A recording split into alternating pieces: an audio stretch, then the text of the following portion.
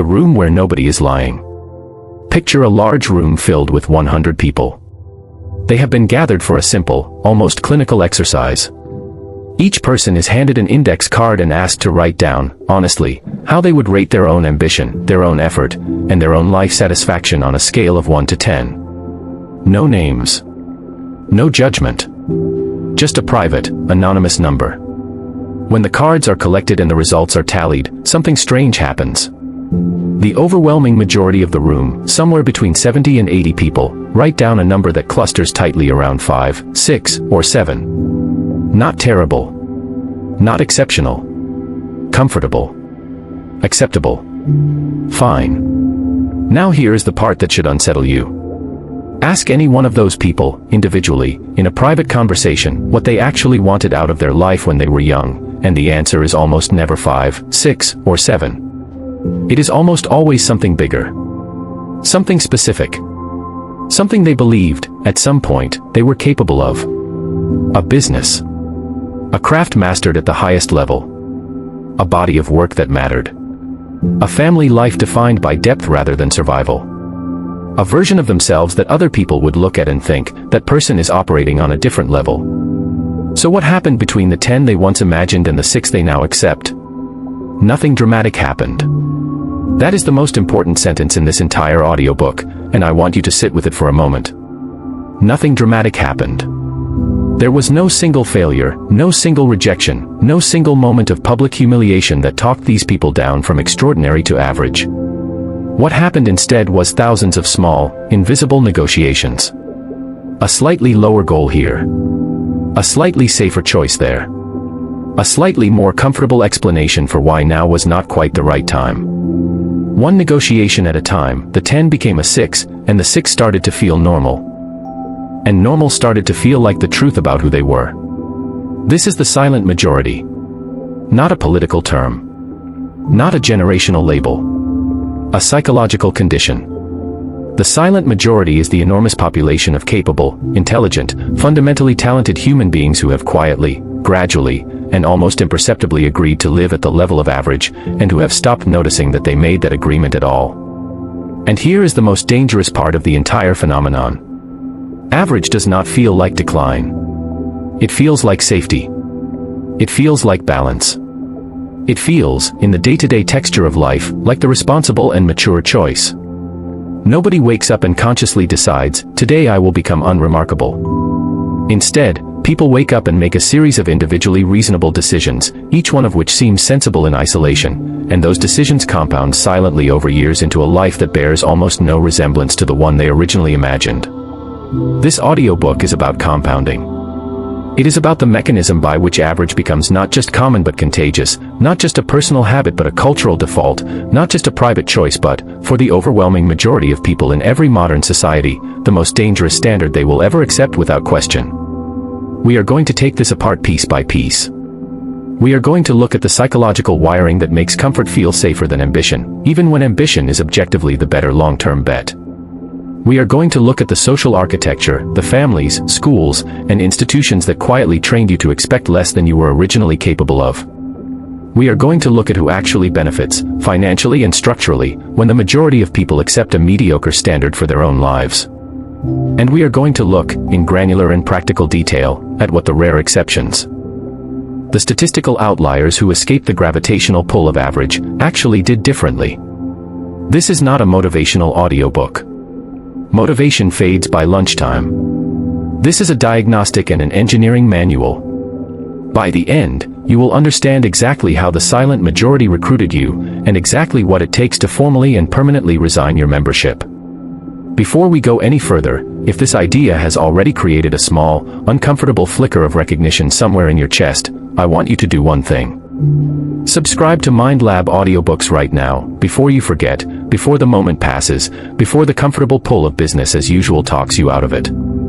Every week we publish deeply researched, professionally narrated audiobooks built to interrupt exactly this kind of quiet drift. Subscribe now, because the same instinct that makes you want to skip this small action is the instinct this entire audiobook is about to dismantle. Now, let us begin. Introduction. The most comfortable lie ever told. There is a lie so comfortable, so widely repeated, and so rarely questioned that most people will live and die having never once examined it. The lie is this: average is normal, and normal is safe. It sounds almost too obvious to qualify as a lie. Of course the average is normal. That is what the word means, statistically speaking. Average is, by definition, where most outcomes cluster. But the second half of the sentence, the part that smuggles in the actual deception, is the word safe. Because average is not safe. Average is simply common.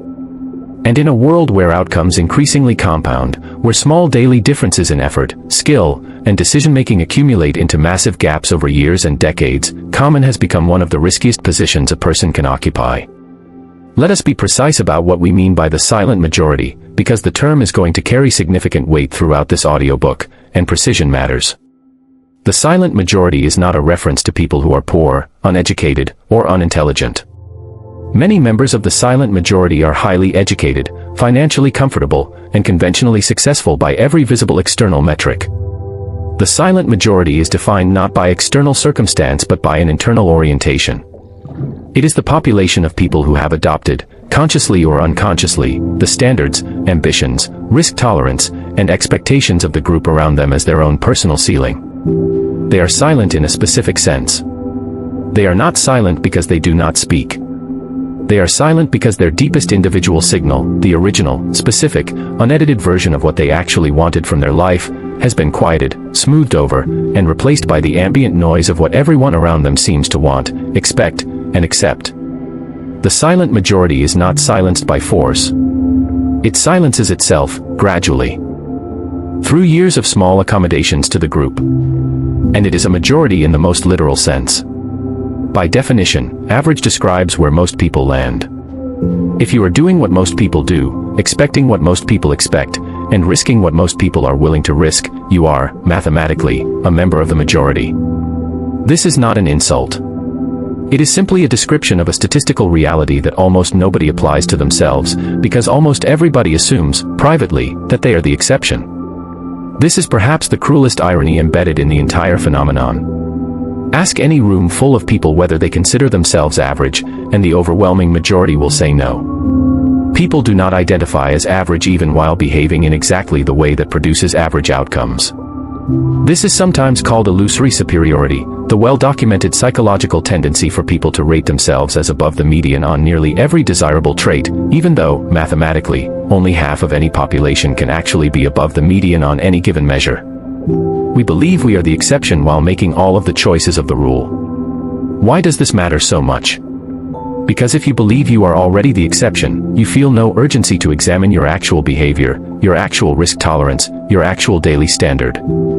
You coast on the assumption of your own specialness while your daily actions quietly produce a thoroughly ordinary result.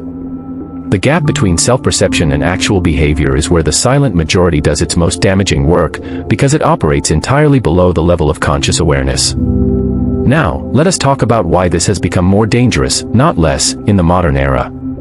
For most of human history, average was a survivable and even sensible position. In a stable agrarian or early industrial economy, the difference between the top performer and the average performer in most fields was modest.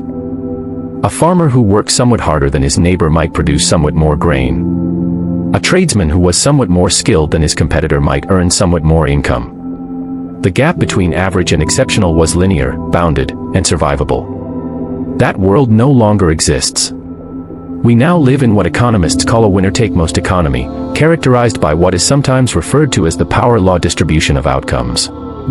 In field after field, from business to entertainment to technology to investing to content creation, the gap between the top performers and the average performers is not linear.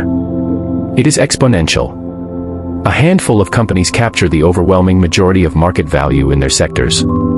A small percentage of content creators capture the overwhelming majority of audience attention. A small percentage of investors and entrepreneurs capture the overwhelming majority of wealth created in any given period. The middle of the distribution, the vast, comfortable, populous middle where the silent majority resides, increasingly captures a shrinking share of the available reward. This is the central danger this audiobook exists to address. The standard that once felt safe, the standard of being reasonably competent, reasonably hardworking, and reasonably similar to everyone else, now produces a result that is quietly and progressively falling behind, even while it feels, day to day, completely stable. The average has not changed. What has changed is the cost of being average. And because that cost compounds slowly and invisibly, almost nobody feels it accumulating until decades have passed and the gap between the life they imagined and the life they are living has become difficult to ignore. Here is the promise of this audiobook, stated plainly and without exaggeration. You are going to understand, in mechanical and practical detail, exactly how the silent majority operates inside your own mind and inside the culture around you. You are going to see the specific psychological wiring that makes comfort feel like wisdom. You are going to see the specific social architecture, family expectations, school systems, workplace cultures that trained you to calibrate your ambition to the group rather than to your actual potential. You are going to see who profits when you accept a mediocre standard, and you are going to study, in granular detail, what separates the rare individuals who escape this gravitational pull from the much larger population who did not. By the end, you will have a specific, personal, and non-negotiable standard, one that you set deliberately rather than absorbed by accident. This is not a promise of overnight transformation. It is a promise of clarity, and clarity, applied consistently, is the single most powerful force available to anyone trying to leave the gravitational pull of the crowd. Let us begin with Chapter 1, where we examine exactly how the concept of average was invented, and how a tool meant for statisticians quietly became the operating standard for entire civilizations.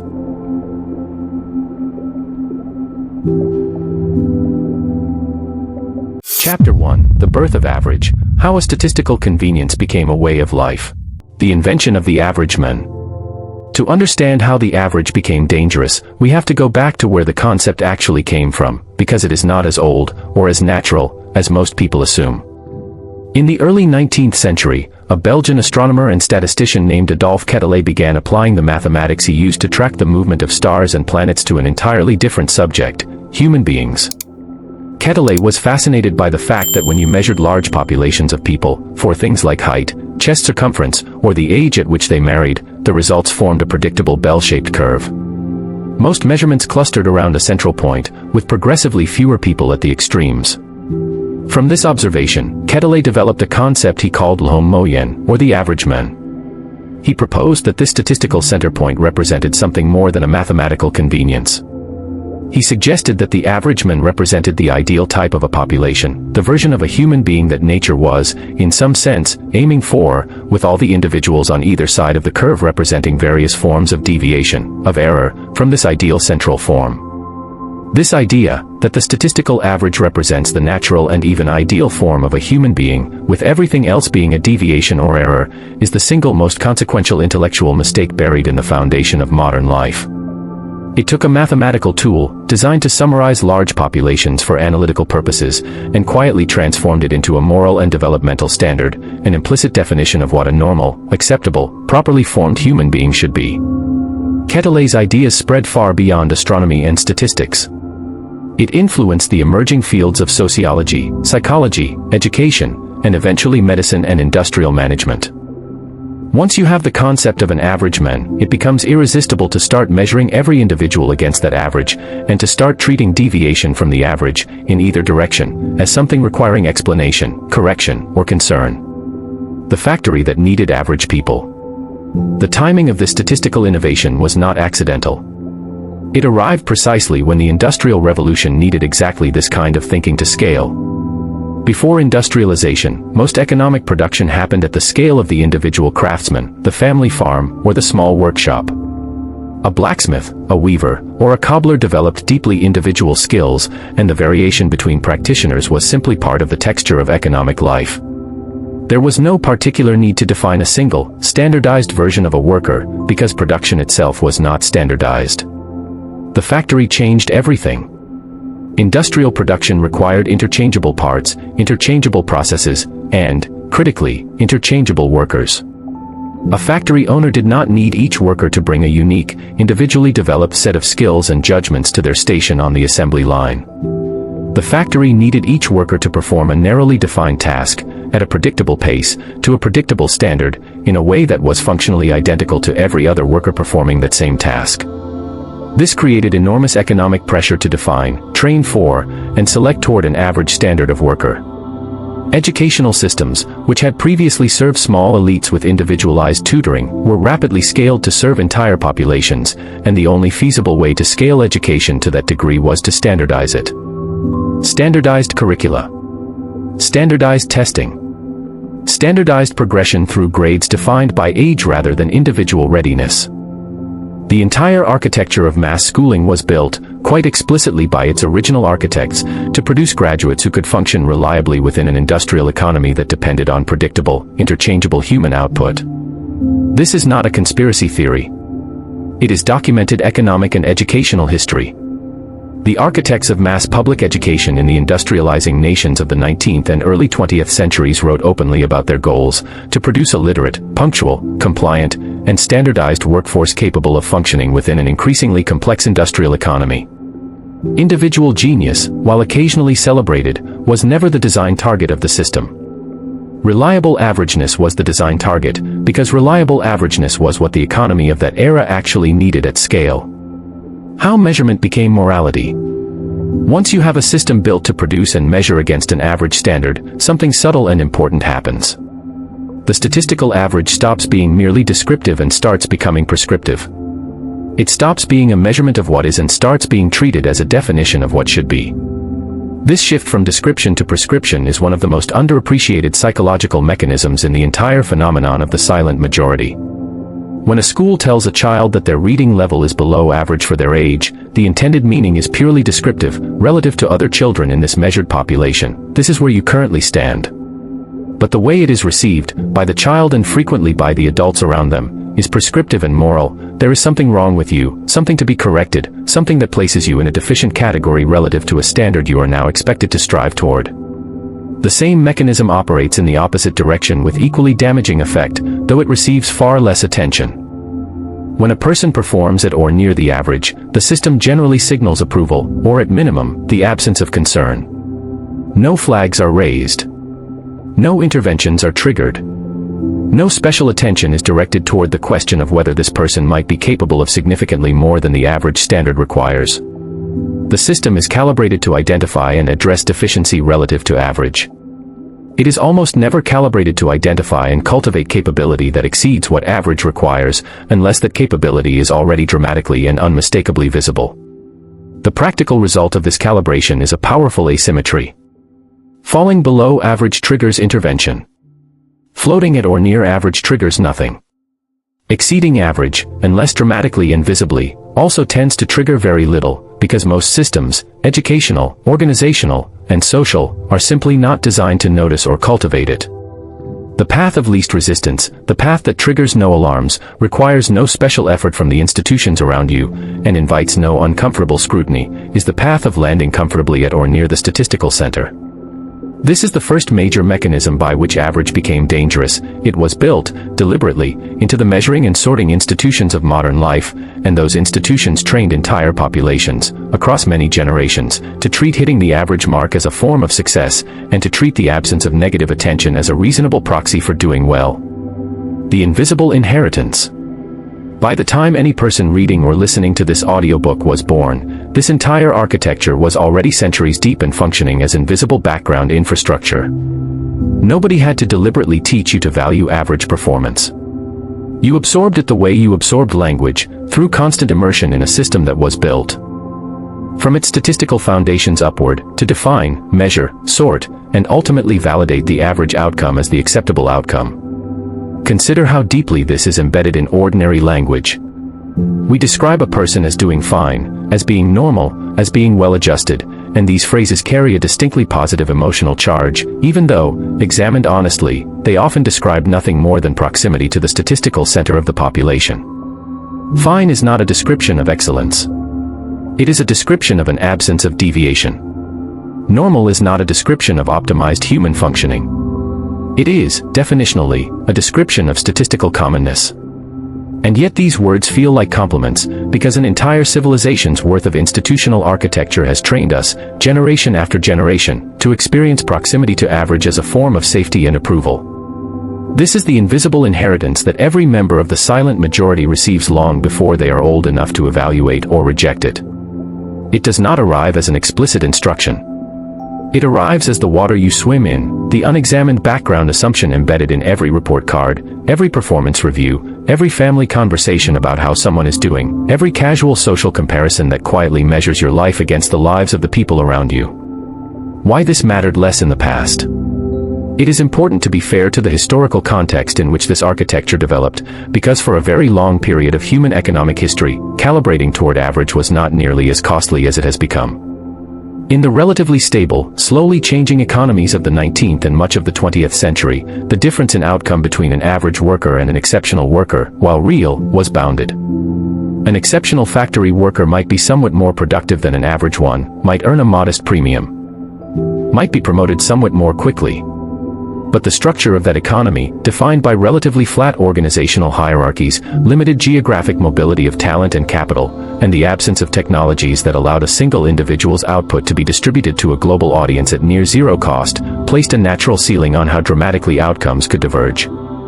In that world, the silent majority standard, calibrated to the group, avoid standing out too dramatically in either direction, optimize for stability and acceptance, was, in a genuinely defensible sense, a reasonably adaptive strategy. The downside risk of standing out, social friction, professional risk, the discomfort of deviating from group norms, was real and immediate, while the upside potential of standing out was modest and uncertain. Under those conditions, choosing the safety of the middle of the distribution was not an irrational choice. It was, for most people in most circumstances, a sensible calibration of risk and reward.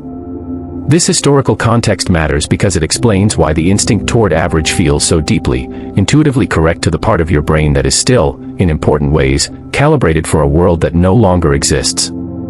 Your psychology did not evolve, and your culture was not built for a winner-take-most economy characterized by exponential rather than linear returns to differentiated performance. You inherited an operating system, both biological and cultural, that was genuinely well-suited to a different and now largely vanished economic environment. The tectonic shift nobody announced. What changed, and changed with extraordinary speed relative to the pace at which culture and psychology typically adapt, was the structure of economic and social reward itself. Several forces converged across the late 20th and early 21st centuries to transform the shape of the outcome distribution in field after field. The globalization of markets meant that the best provider of any given product or service could now serve a global audience rather than a local or national one, concentrating reward dramatically toward the top performers in any category. The digitization of distribution meant that the marginal cost of reaching an additional customer, viewer, reader, or client collapsed toward zero for an enormous range of products and services, again concentrating reward toward whoever could capture attention most effectively, regardless of geography. The rise of platform-based markets, in everything from employment to investing to content distribution, created winner-take-most dynamics in domain after domain that had previously operated under more linear, geographically bounded competitive structures. The cumulative effect of these shifts is what economists and social scientists increasingly describe using the language of power law distributions rather than the more familiar bell curve. In a power law distribution, the gap between the top of the distribution and the middle is not modest and linear. It is dramatic and exponential. A small number of participants capture a disproportionate share of the total available reward, while the large majority, clustered around what used to be a perfectly respectable average position, captures a shrinking and increasingly insufficient share. This shift happened gradually enough, and unevenly enough across different industries and regions, that no single dramatic announcement ever alerted the general population to the fact that the rules had fundamentally changed. There was no moment where someone stood up and said, "The economic value of being average has just collapsed, please recalibrate your expectations and your strategy accordingly." The shift simply happened, sector by sector, decade by decade, while most people continued operating according to an inherited instinct that calibrating to the group end. Avoiding excessive deviation from the norm was still the safe and sensible path. It was not announced. It was simply, silently, no longer true. The psychological lag. This creates what might be called a psychological lag, a gap between the economic and social reality of the present moment and the deeply internalized instincts most people carry from an earlier economic era. This lag is one of the central mechanisms by which the silent majority continues to expand even in an environment that punishes average outcomes more severely than at any previous point in recorded economic history. People continue to calibrate their ambitions, their risk tolerance, and their daily standards according to instincts that were genuinely adaptive in a linear reward economy, while actually operating within an exponential reward economy. They continue to seek the safety of proximity to the group, not realizing that the group itself, statistically, is now positioned on a part of the outcome curve that is becoming progressively less rewarding relative to the tails of that same curve. This is not a moral failing. It is a structural mismatch between inherited psychology and current economic reality, and recognizing it as a structural mismatch, rather than a personal character flaw, is essential to addressing it effectively. You are not weak or lazy for having absorbed the instinct to calibrate toward average. You are a normally functioning human being who inherited a perfectly reasonable strategy for a world that no longer exists, operating inside a new world whose rules have shifted dramatically without sending out a formal notification. The purpose of recognizing this history is not to assign blame to your education, your family, your culture, or yourself. The purpose is to make visible a process that has, until now, operated almost entirely below the level of conscious awareness. You cannot deliberately choose to reject a standard you do not realize you have absorbed. The birth of average, traced from Quetelet's statistical innovation through the industrial architecture of mass education and employment, through to the modern power law economy that has rendered the old calibration obsolete, is the foundational context every subsequent chapter in this audiobook will build upon. Chapter Summary. The concept of average began as a narrow statistical tool, developed to summarize the distribution of measurements across large populations. It was transformed, largely through the influence of Adolphe Quetelet's concept of the average man, from a purely descriptive measurement into an implicit moral and developmental standard, an unspoken definition of the normal and acceptable human being. This transformation aligned perfectly with the needs of the emerging industrial economy, which required standardized, interchangeable workers and built mass education systems explicitly designed to produce them. Modern institutions remain calibrated to flag deviation below average while largely ignoring both comfortable proximity to average and underdeveloped capability that exceeds it. For most of economic history, calibrating toward average was a genuinely reasonable strategy, because the gap between average and exceptional outcomes was modest and linear. The shift to a globalized, digitized, platform-based economy has transformed outcome distributions from linear bell curves into exponential power laws, dramatically increasing the cost of occupying the average position, even though most people's psychological and cultural instincts have not yet caught up to this shift. Practical lessons and exercises. 1. Identify 3 specific moments in your education or early career when you received feedback that you were doing fine or performing at an acceptable level. Write down what response that feedback produced in you at the time. Did it create urgency for more, or did it create a quiet sense that no further effort was required? 2. List the major systems in your life right now, your workplace, your industry, your social circle, and ask honestly whether each one is built primarily to flag underperformance, or whether any of them are actually designed to notice and cultivate capability that exceeds the baseline expectation. 3. Think of one field or domain in your own life, financial, professional, or personal, where you suspect the outcome distribution has shifted from linear to exponential in the last decade. Write down what evidence supports that suspicion, and what it would mean for your own strategy if that suspicion is correct. 4. Write a short, honest paragraph describing the instinct you inherited about safety and risk. Where do you think that instinct came from? Does it still match the actual risk and reward structure of the world you are currently operating in, or is it calibrated for a world that no longer exists? Coming up next, in Chapter 2, we move from the historical and structural origins of average into the psychological wiring inside your own brain, where we will examine the comfort trap, and understand exactly why the brain is built to choose safety over greatness, even when greatness is the objectively better long-term bet.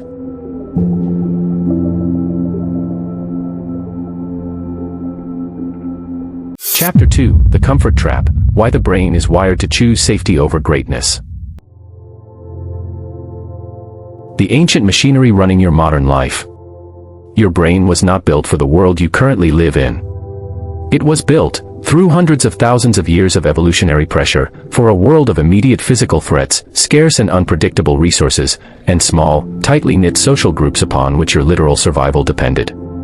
Understanding this single fact unlocks almost everything else in this chapter, because the comfort trap is not a personal weakness.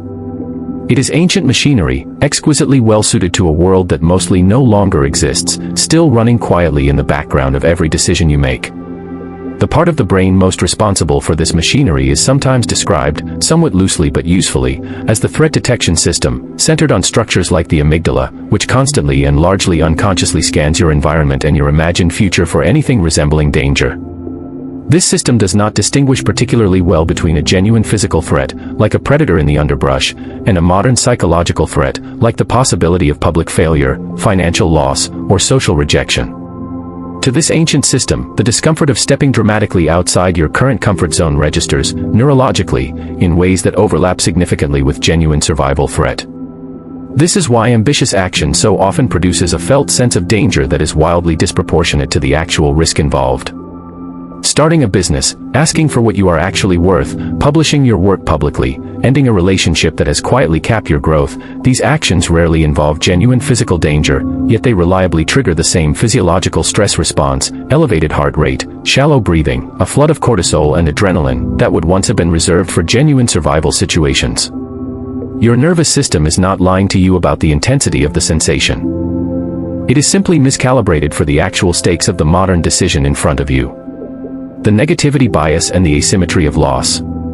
Layered on top of this ancient threat detection system is a well-documented psychological pattern known as negativity bias, the tendency of the human mind to weigh negative information, experiences, and possibilities more heavily than equivalent positive ones. This is closely related to a concept from behavioral economics known as loss aversion, extensively documented by researchers including Daniel Kahneman and Amos Tversky, which demonstrates that the pain of losing something is, for most people, roughly twice as psychologically intense as the pleasure of gaining an equivalent amount. This asymmetry has profound implications for the choice between comfort and ambition.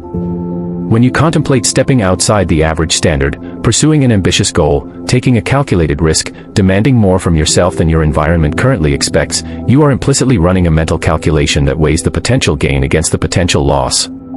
Because the brain is wired to weight potential losses roughly twice as heavily as equivalent potential gains, this calculation is systematically and predictably biased toward the conservative, comfortable option, even in situations where the objective, calculated expected value clearly favors the bolder choice.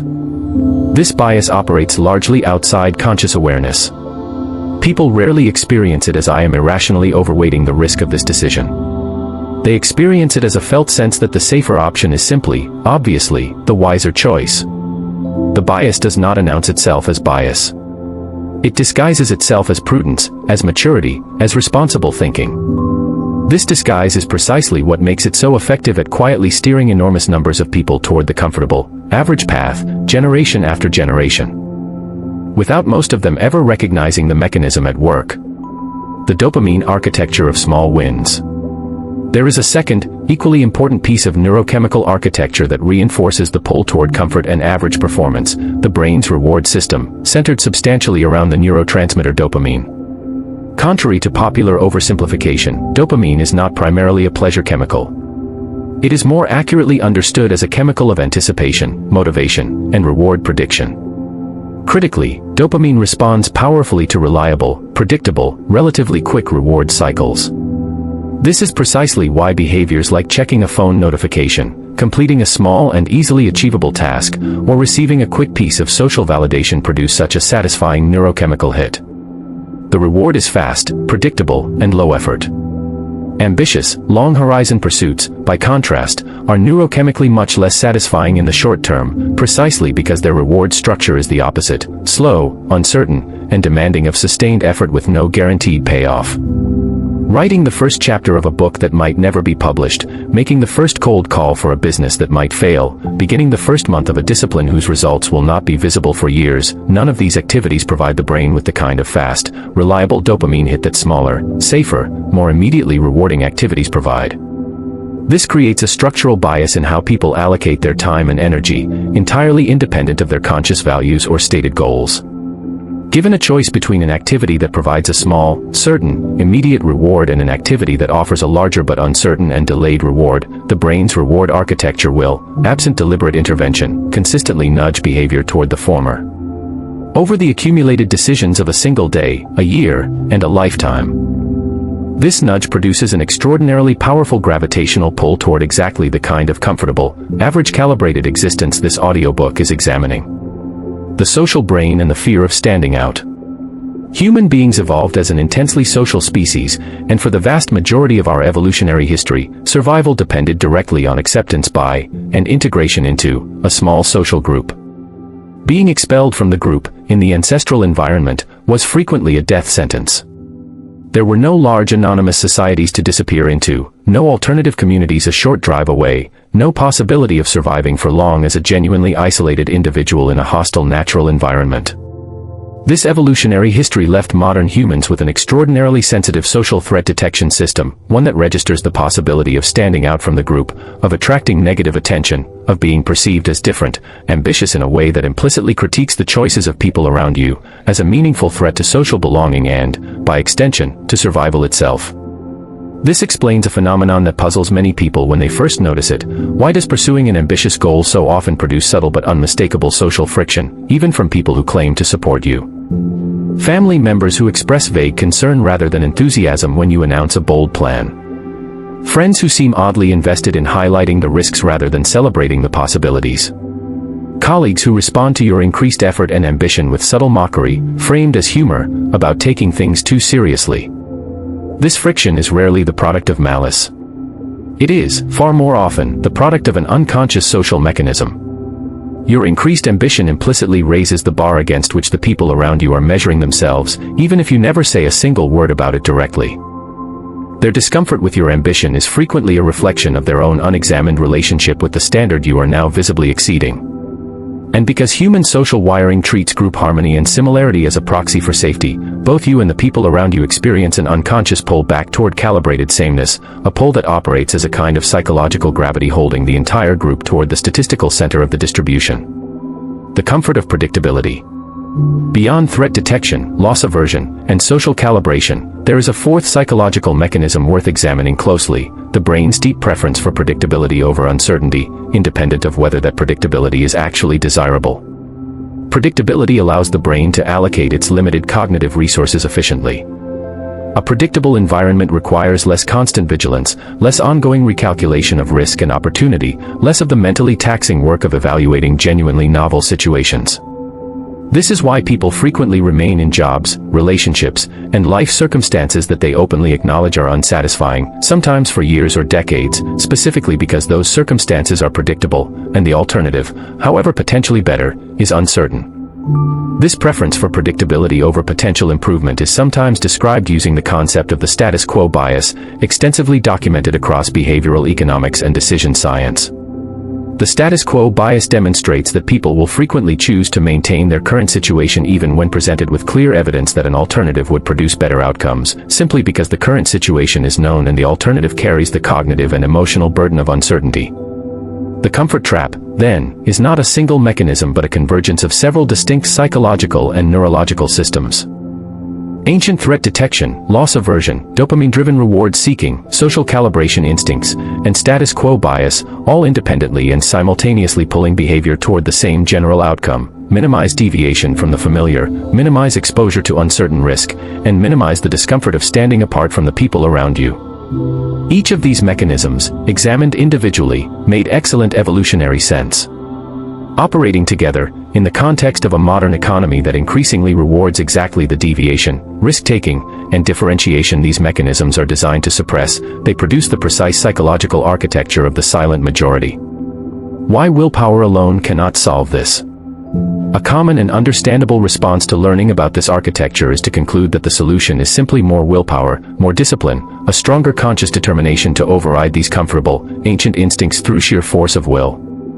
This approach fails for most people, most of the time, and it is important to understand exactly why, because the failure of pure willpower-based approaches is itself one of the most demoralizing experiences a person can have on their path away from average.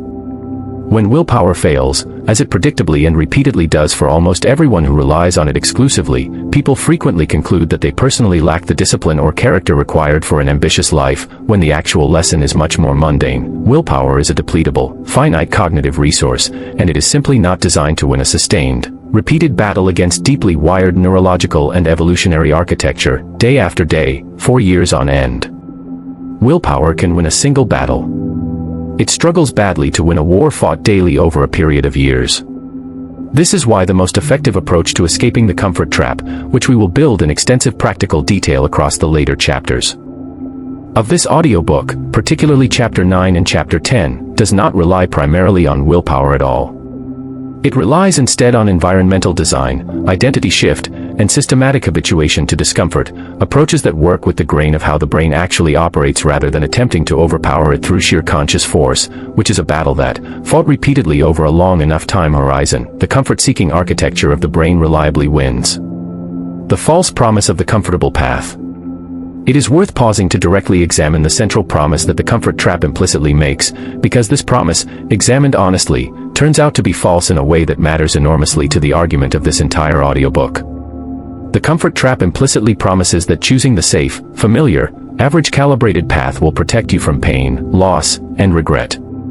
This promise feels true in the immediate term, because the comfortable choice does, in fact, avoid the immediate discomfort, risk, and uncertainty associated with the ambitious alternative. But the promise is false across any meaningful longer time horizon, because the comfortable path does not actually eliminate pain, loss, and regret. It merely defers them, converts them into a different form, and frequently compounds them. The person who avoids the discomfort of asking for a promotion they have genuinely earned does not escape pain. They simply trade the acute, bounded pain of a single uncomfortable conversation for the chronic, compounding pain of years of underpayment and unrecognized contribution. The person who avoids the discomfort of starting the business they have wanted to build for a decade does not escape risk. They simply trade the bounded, defined risk of a failed venture for the unbounded, undefined risk of a life that never tested its own actual ceiling. The comfort trap is not actually a trade between risk and safety. It is a trade between acute, immediate, visible costs and chronic, deferred, invisible costs, and because human psychology is wired to weight immediate experience far more heavily than deferred experience, this trade consistently, predictably, and almost universally favors the comfortable option, even though the chronic cost, totaled honestly over a full lifetime, is very frequently larger than the acute cost it was avoiding. Chapter Summary. The comfort trap is produced by a convergence of distinct neurological and psychological systems, all of which were genuinely adaptive in the ancestral environment in which human psychology evolved but which now operate at significant cross-purposes with the actual demands of a modern, exponential reward economy.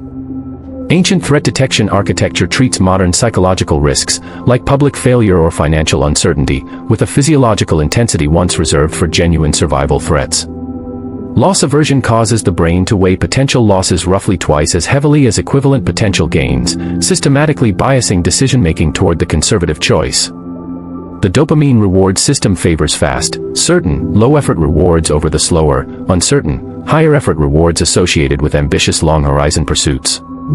Deep evolutionary social wiring treats standing out from the group as a potential threat to belonging and survival, producing friction even from well-meaning people in your life. The status quo bias causes a strong default preference for predictability over potential improvement.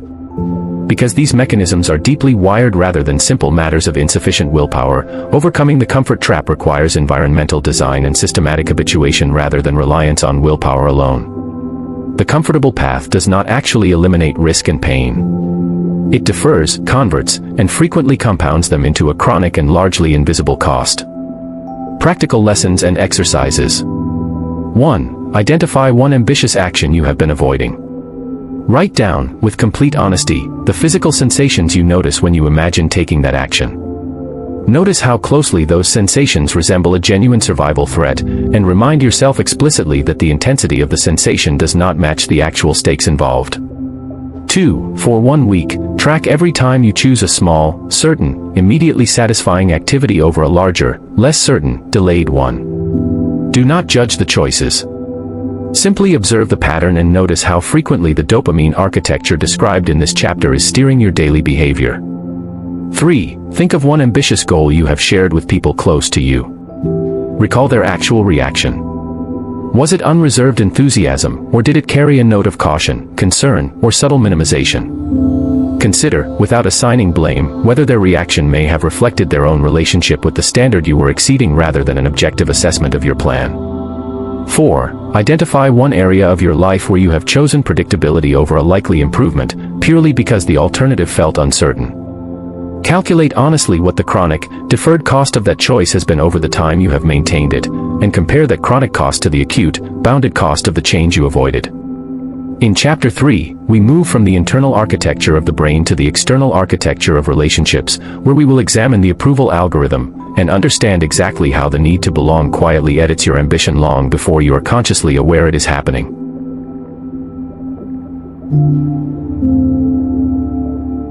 Chapter 3: The Approval Algorithm: How the Need to Belong Quietly Edits Your Ambition.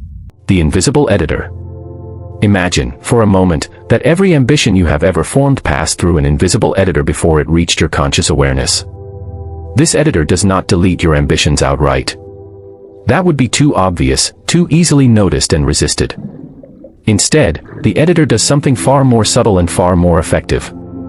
It quietly adjusts the scale, the timeline, and the boldness of your ambitions downward, just enough that the edited version feels entirely like your own idea, entirely reasonable, entirely sensible, while still being meaningfully smaller than what you would have arrived at without the edit. This editor is real, though it is not a single identifiable structure in the brain. It is better understood as a process, the cumulative effect of a powerful human need, the need for social approval and belonging, operating continuously and mostly unconsciously on the raw material of your ambitions before they ever fully form. This chapter calls this process the approval algorithm, and understanding exactly how it operates is essential to recognizing when it has been at work in your own life, frequently for decades, without your conscious awareness. The biological roots of the need to belong. The need for social belonging is not a soft, optional, or merely psychological preference.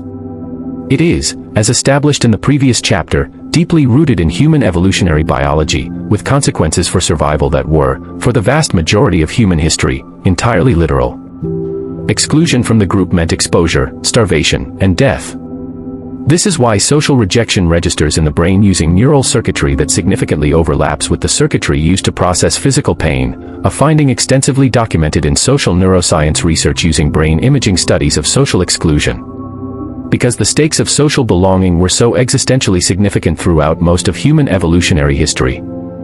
The systems that monitor and protect that belonging are extraordinarily sensitive, extraordinarily fast-acting, and extraordinarily influential over behavior, frequently operating well below the threshold of conscious awareness. You do not consciously decide to monitor whether your ambitions might create distance between you and the people you depend on for social connection. This monitoring happens automatically, continuously, and largely invisibly, shaping your ambitions before they even reach the stage of conscious deliberation. The mechanics of social calibration. To understand how the approval algorithm actually edits ambition, it helps to examine a well-documented psychological phenomenon known as social comparison theory, first articulated by psychologist Leon Festinger in the 1950s and extensively developed since. Social comparison theory proposes that human beings have an innate drive to evaluate themselves by comparison to others, particularly others who are similar to them in relevant ways, and that this comparison process plays a central role in forming self-concept, setting goals, and calibrating ambition. Festinger's original research identified a specific and important pattern. People generally prefer to compare themselves to others who are similar to them rather than to others who are dramatically different, because comparisons to similar others provide more useful and more psychologically manageable information. This preference for comparison with similar others creates a powerful, self-reinforcing calibration mechanism. If everyone in your immediate social environment, your family, your close friends, your professional peer group, operates within a certain range of ambition, achievement, and risk tolerance, that range comes to feel, psychologically, like the natural and appropriate range for someone like you. Ambitions that fall significantly outside that range begin to feel, viscerally, like they belong to a different kind of person. Not someone like you at all. This is precisely how the approval algorithm performs its editing. It does not need to convince you that a bold ambition is impossible.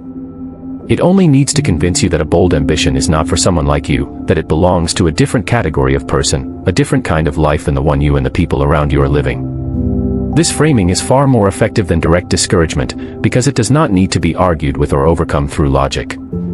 It operates as an unquestioned background assumption about identity and category, rather than as an explicit claim that could be examined and challenged. The feedback loop of small discouragements. The approval algorithm rarely operates through dramatic, obvious discouragement. Far more often, it operates through an accumulation of extremely small, almost imperceptible social signals, each one too minor to register as meaningful resistance on its own, but collectively powerful enough to shape behavior over time. Consider the texture of these small signals.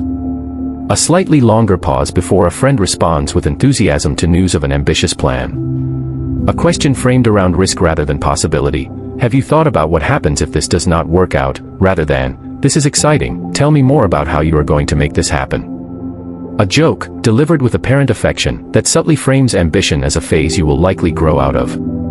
A family gathering where your bold plans are met with a change of subject rather than genuine engagement. None of these signals, individually, constitutes meaningful opposition. Any one of them, examined in isolation, could be dismissed as an overreaction on your part if you were to name it directly. But these signals do not occur in isolation.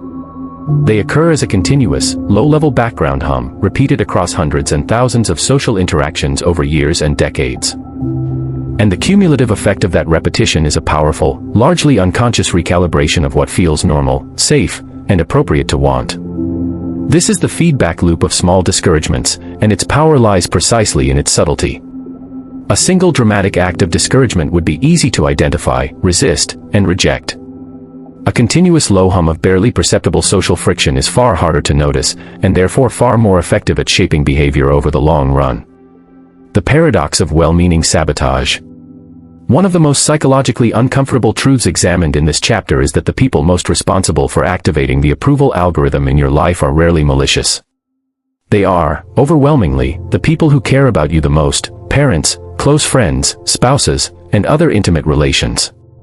Understanding why well-meaning people frequently produce exactly this discouraging effect, despite genuinely wishing you well, is essential to processing this dynamic without unnecessary resentment or unfair judgment of the people involved. Several distinct mechanisms drive this paradox.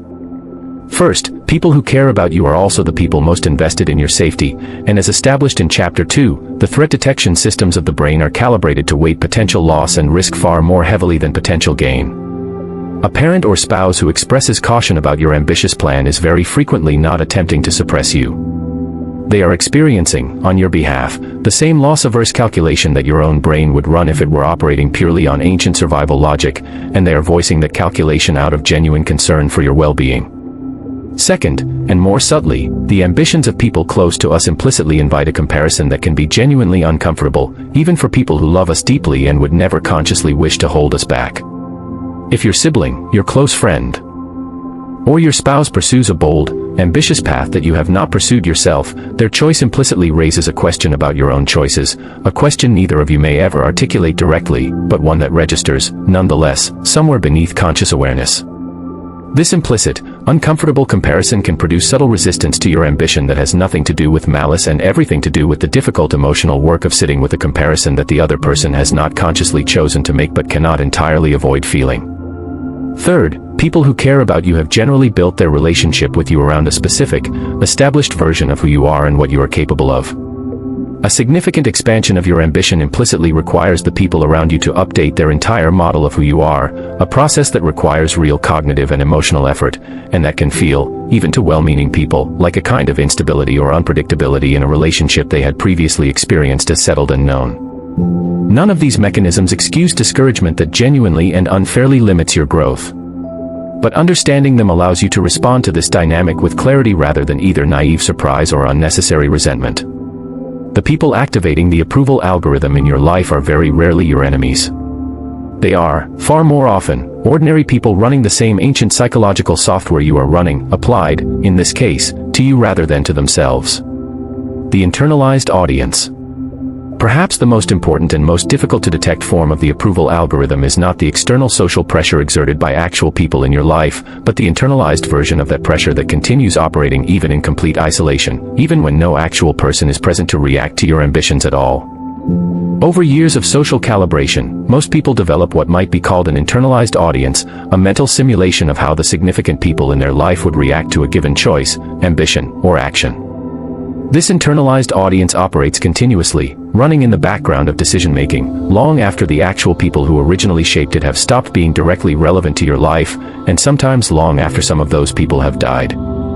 This is why people frequently report feeling resistance to ambitious choices even when they are genuinely and completely alone, with no actual social consequence at stake in the immediate moment.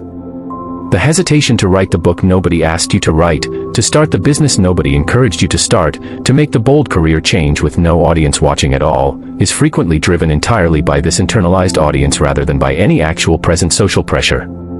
You have, in effect, built a permanent internal simulation of the approval algorithm, one that continues editing your ambitions even in the complete absence of the external social signals that originally trained it. Recognizing the internalized audience for what it is, a simulation rather than an actual present reality, is one of the more liberating insights available in this entire body of material. The voice that says, "People will think this is foolish," or "This is not something someone like me does," is frequently not reporting on any actual present social judgment at all.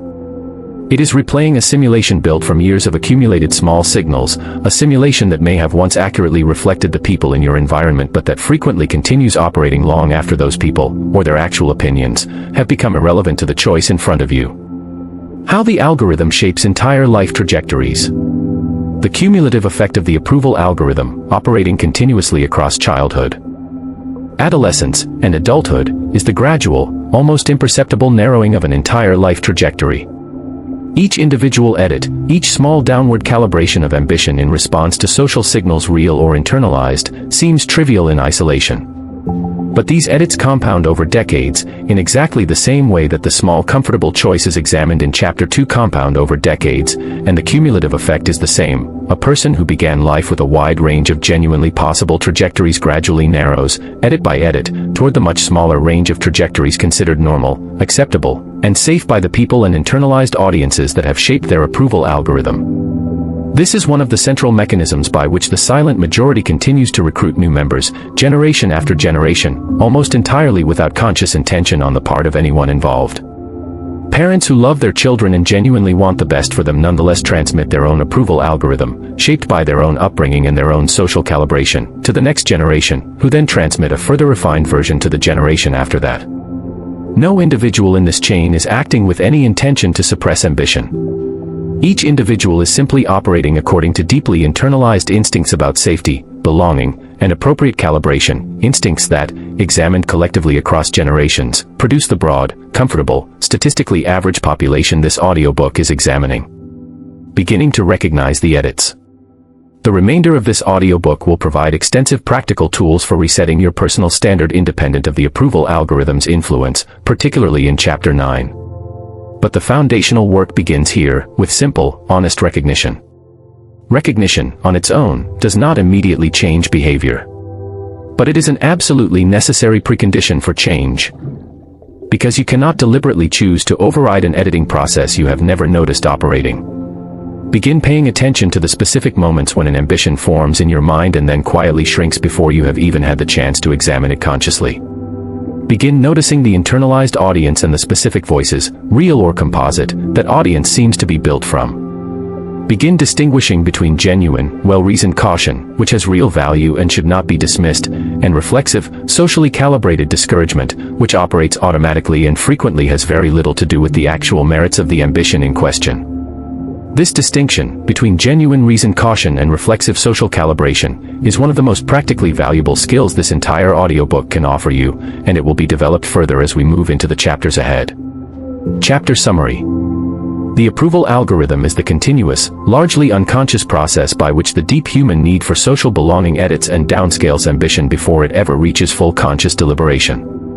This process is rooted in genuine evolutionary biology, given that social exclusion historically carried literal survival consequences, and is shaped by social comparison theory, which demonstrates that people calibrate their sense of appropriate ambition primarily by comparison to similar others in their immediate environment. The algorithm operates primarily through an accumulation of small, individually negligible social signals rather than through dramatic, obvious discouragement, making it difficult to detect and resist. Well-meaning people, including those who love you most, frequently activate this algorithm not out of malice but out of their own loss-averse instincts, the discomfort of implicit comparison, and the cognitive effort required to update an established model of who you are. Over time, this external social pressure becomes internalized as a permanent mental simulation, an internalized audience that continues editing ambition even in complete isolation. The cumulative, multi-generational effect of this process is one of the primary mechanisms by which the silent majority continues to recruit new members without any individual ever consciously intending to suppress anyone's potential. Practical lessons and exercises. 1. Recall one ambition you have quietly shrunk or abandoned in the past. Trace, as specifically as you can, the small social signals that may have contributed to that shrinking. Identify whether those signals came from actual people reacting in real time or from an internalized simulation of how people might react. 2. For the next week, notice every time an ambitious thought forms and then immediately shrinks in your mind before you have consciously examined it. Write down the original, unshrunk version of the thought, even if you do not act on it yet. This exercise alone begins separating the raw ambition from the automatic edit. 3. Identify the specific people who make up your internalized audience, the voices that play automatically when you consider a bold action. For each one, ask honestly whether their actual current opinion, if you were to ask them directly today, would match the version of their reaction that plays in your head. 4. Distinguish, in writing, between one piece of genuine, well-reasoned caution you have received about an ambition, and one piece of reflexive, socially calibrated discouragement. Describe specifically what made each one feel the way it did, and what evidence, if any, supported the caution beyond simple discomfort with deviation from the norm. In Chapter 4, we widen our focus from individual psychology and relationships to the broader economic and institutional landscape, where we will examine the mediocrity economy and uncover exactly who profits when you settle for an average standard.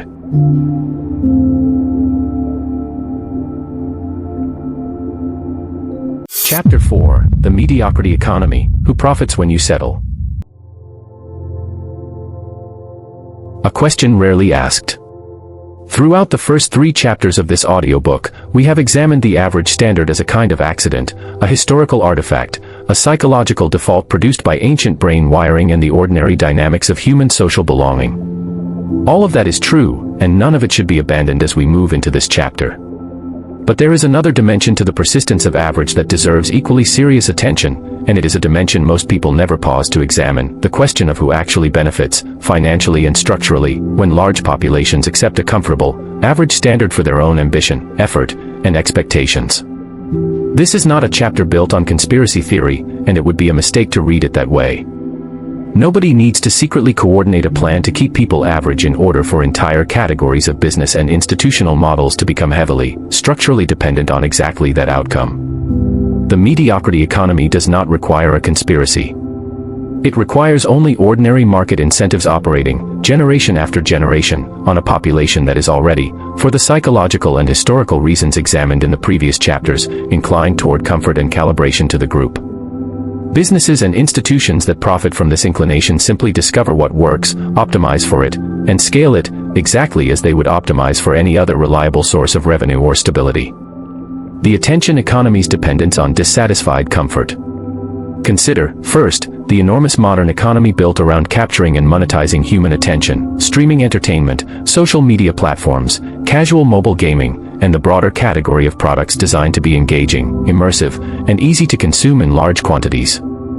This entire category of business model depends on a very specific psychological state in its user base. People who have enough free time, enough latent dissatisfaction, and enough comfort with passive consumption that they will reliably return, day after day, 4 hours of engagement that produce no meaningful change in their actual life circumstances. A person who is actively, ambitiously building something, a business, a body of work, a significant skill, has dramatically less time and dramatically less psychological appetite for hours of passive entertainment consumption. The attention economy, examined honestly at the level of its core business model, does not particularly benefit from a population of highly ambitious, deeply engaged builders. It benefits enormously from a population with significant unstructured time, moderate ongoing dissatisfaction that needs soothing, and a comfortable acceptance of spending large portions of their finite life's attention on content that asks nothing of them and changes nothing about their circumstances. This is not to suggest that all entertainment or media consumption is harmful, or that the people who build these products are villains plotting the suppression of human potential. It is to point out, honestly and without exaggeration, that the financial incentives of an enormous and growing sector of the modern economy are structurally aligned with keeping large populations comfortable, mildly dissatisfied, and passively engaged rather than actively building toward an ambitious standard that would naturally reduce the time and attention available for consumption. The consumer debt model and the time trap. A second major sector of the mediocrity economy is built around consumer lending, credit, and the broader financial infrastructure that profits from ongoing consumer debt. This sector has a similarly direct structural interest in keeping large populations financially comfortable enough to make minimum payments and maintain access to credit, but never financially secure enough to escape the debt cycle entirely. The mechanics of this dependency are worth examining specifically. A population that lives paycheck to paycheck, carrying moderate consumer debt across credit cards, auto loans, and various forms of consumer financing, generates an enormous and remarkably stable stream of interest income for lenders, precisely because that population is locked into what we examined in the audiobook companion to this one as the time trap, the condition of being unable to take the risks, sabbaticals, or bold financial moves that might allow them to escape the debt cycle. Precisely because doing so would jeopardize their ability to make the next required minimum payment.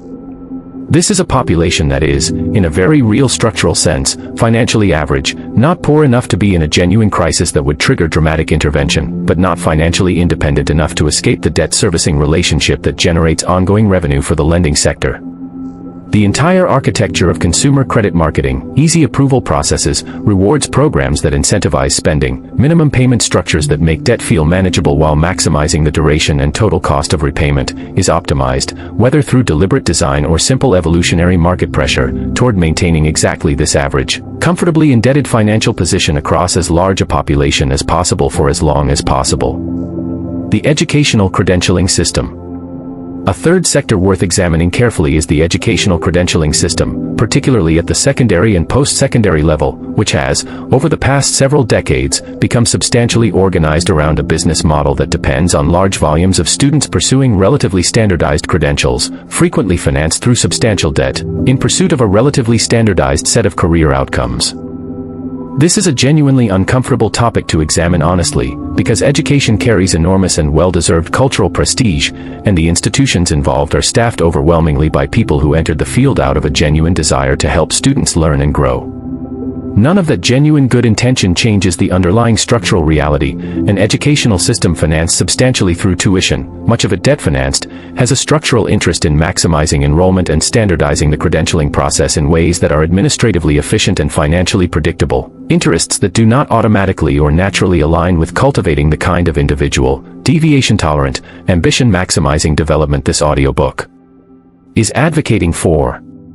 A standardized curriculum, delivered to large cohorts of students, measured through standardized assessment, is administratively and financially efficient in a way that genuinely individualized education, calibrated to each student's specific capability ceiling rather than to a common average benchmark, simply is not.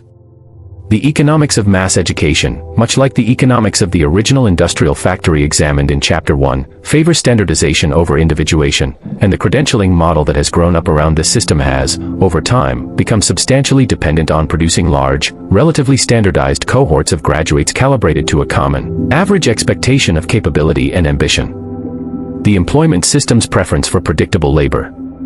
A fourth sector deserving direct examination is the structure of conventional employment itself, particularly within large organizations.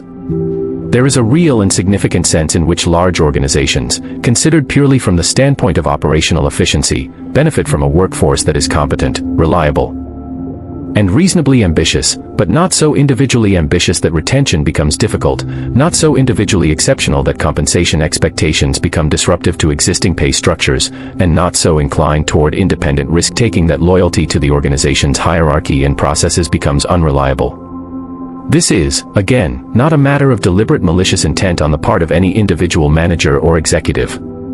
It is a structural reality of how large organizations are built to function.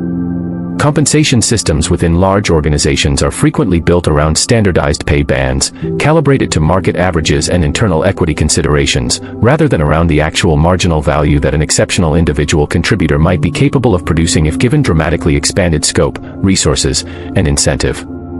A genuinely exceptional employee, examined purely through the lens of organizational economics, frequently represents both an asset and a retention risk, precisely because their exceptional capability makes them more likely to recognize, eventually, that their actual economic value substantially exceeds what the organization's standardized compensation structure is willing or able to pay them.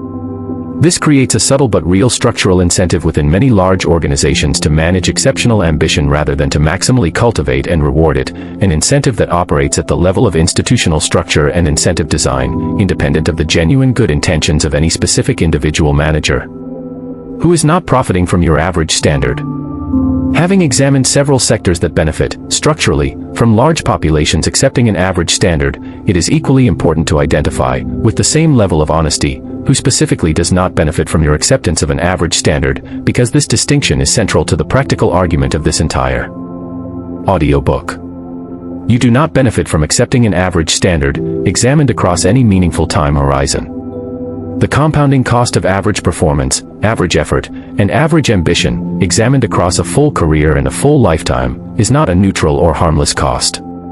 It is, as we will examine in specific and quantified detail in Chapter 7, an enormous and largely invisible cost, one that the various sectors of the mediocrity economy have no particular incentive to make visible to you, because making it visible would naturally motivate exactly the kind of ambitious escape from average calibration that those sectors' business models depend on you not making. This is the central, practical insight of this chapter, and it deserves to be stated with complete clarity. The mediocrity economy is not your enemy in the sense of actively conspiring against you. But it is also definitely not your friend, in the sense of actively working to help you recognize and escape the average standard. It is, at best, structurally indifferent to your individual flourishing, and at worst, structurally dependent on your continued comfort with a standard that is quietly and progressively working against your own long-term interests. The advertising architecture of manufactured dissatisfaction. A particularly important mechanism within the broader mediocrity economy deserves specific examination: the architecture of modern advertising and marketing, which has, over the past century, become extraordinarily sophisticated at a very specific psychological task: manufacturing just enough dissatisfaction with your current circumstances to motivate consumption, without ever directing that dissatisfaction toward genuinely ambitious, structural change in your actual life trajectory. This is a remarkably precise psychological needle to thread, and the advertising industry has, through decades of research and iterative refinement, become extraordinarily skilled at threading it. The dissatisfaction generated by a well-crafted advertisement is calibrated to produce a specific, narrow behavioral response: purchase this product, rather than a broader, more disruptive response: fundamentally reconsider the trajectory of my career, my finances, or my life. You are meant to feel just dissatisfied enough with your current car, your current home, your current appearance, or your current possessions to make a purchase, but not so dissatisfied with your current life trajectory that you take the kind of disruptive, ambitious action that might actually resolve the underlying dissatisfaction at its root rather than merely soothing its symptoms through consumption. This is one of the more subtle and more important mechanisms of the mediocre economy, because it does not ask you to be comfortable. It deliberately cultivates a specific, managed form of discomfort, one calibrated to drive a narrow behavioral response that generates revenue without disrupting your broader calibration to an average life trajectory. Recognizing this mechanism allows you to begin distinguishing between dissatisfaction that is genuinely pointing you toward meaningful change and dissatisfaction that has been deliberately manufactured and calibrated to keep you exactly where you are, purchasing your way toward a temporary soothing discomfort that the broader system has every incentive to keep alive and unresolved. Reclaiming agency without paranoia. It would be a mistake to walk away from this chapter with a paranoid, conspiratorial view of every business, institution, and relationship in your life as secretly working against your ambition. That conclusion would be both inaccurate and practically useless. Most of the people working within the sectors examined in this chapter, the entertainment executive, the loan officer, the university administrator, the corporate manager, the advertising creative, are not personally invested in keeping you average. They are, overwhelmingly, doing their jobs within systems whose incentive structures happen to align, in aggregate, with outcomes that do not particularly serve your individual long-term flourishing. The practical takeaway is not paranoia. It is clear-eyed awareness. When you understand which systems in your environment are structurally indifferent or structurally opposed to your escape from average calibration, you can engage with those systems strategically rather than naively, extracting the genuine value they offer: education, entertainment, credit, employment, while remaining consciously aware that none of these systems is going to take responsibility for noticing, on your behalf, when their incentives and your long-term interests have quietly diverged.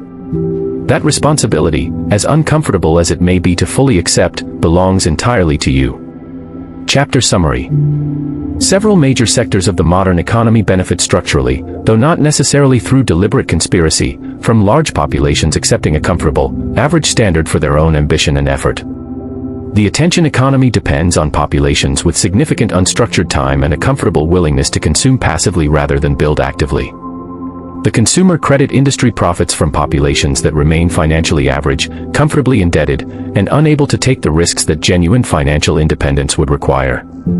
The educational credentialing system, while staffed by genuinely well-intentioned individuals, has become structurally dependent on standardized, large-scale enrollment patterns that favor administrative efficiency over individualized ambition cultivation. Large employment organizations frequently have structural incentives to manage rather than maximally cultivate exceptional individual ambition, due to standardized compensation structures and retention considerations. The advertising industry has become extraordinarily skilled at manufacturing a narrow, calibrated form of dissatisfaction designed to drive consumption without disrupting broader life trajectory calibration. None of these systems are your enemy in an actively conspiratorial sense, but none of them are structurally positioned to help you recognize or escape the average standard, making personal awareness and agency essential rather than optional. Practical lessons and exercises. 1. Track your media and entertainment consumption honestly for 1 week. Calculate the total hours spent, and compare that number honestly to the hours spent on any activity that directly builds toward an ambitious goal of your own. Notice the gap without judgment, simply as data. 2. Examine your current relationship with consumer debt and credit. Calculate, as precisely as you can, the total interest cost you are currently paying across all forms of consumer debt annually. Ask honestly whether this cost is funding genuine value or financing a sense of comfort that is quietly working against your longer-term financial independence. 3. Identify one piece of dissatisfaction you have felt recently, about your possessions, your appearance, or your circumstances. Trace where that dissatisfaction originated. Was it generated by a genuine internal assessment of your life trajectory, or was it cultivated by marketing and advertising calibrated to produce a narrow purchasing response? 4. Within your own workplace or industry, identify one structural incentive that may be quietly working against the full cultivation of exceptional individual ambition, whether in compensation structure, promotion criteria, or organizational culture. Write down what it would take, specifically, to pursue your own development independent of that structural incentive. In Chapter 5, we trace the mediocrity economy back to its earliest and most personal point of origin, where we will examine the standard you inherited, looking closely at family, school, and the architecture of low expectations that shape your earliest sense of what was possible for you.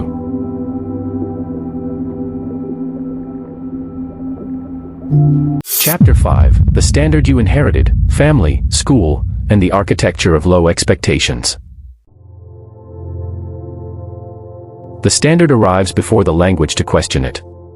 By the time a child is old enough to form complex, abstract thoughts about ambition, achievement, and personal potential, that same child has already absorbed years of direct, embodied experience about what level of effort, risk, and aspiration is normal for someone like them. This is one of the most important and most overlooked facts in the entire architecture of the silent majority. The standard arrives long before the cognitive capacity to evaluate or question it does.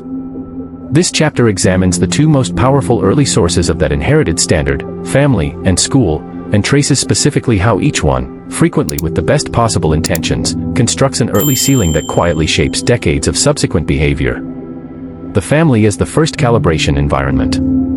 A family is, among many other things, a small closed economy of attention, resources, and expectation, and the specific calibration of that economy teaches a child, far more powerfully than any explicit statement ever could, what level of ambition is appropriate, achievable, and safe. Consider the difference between two households.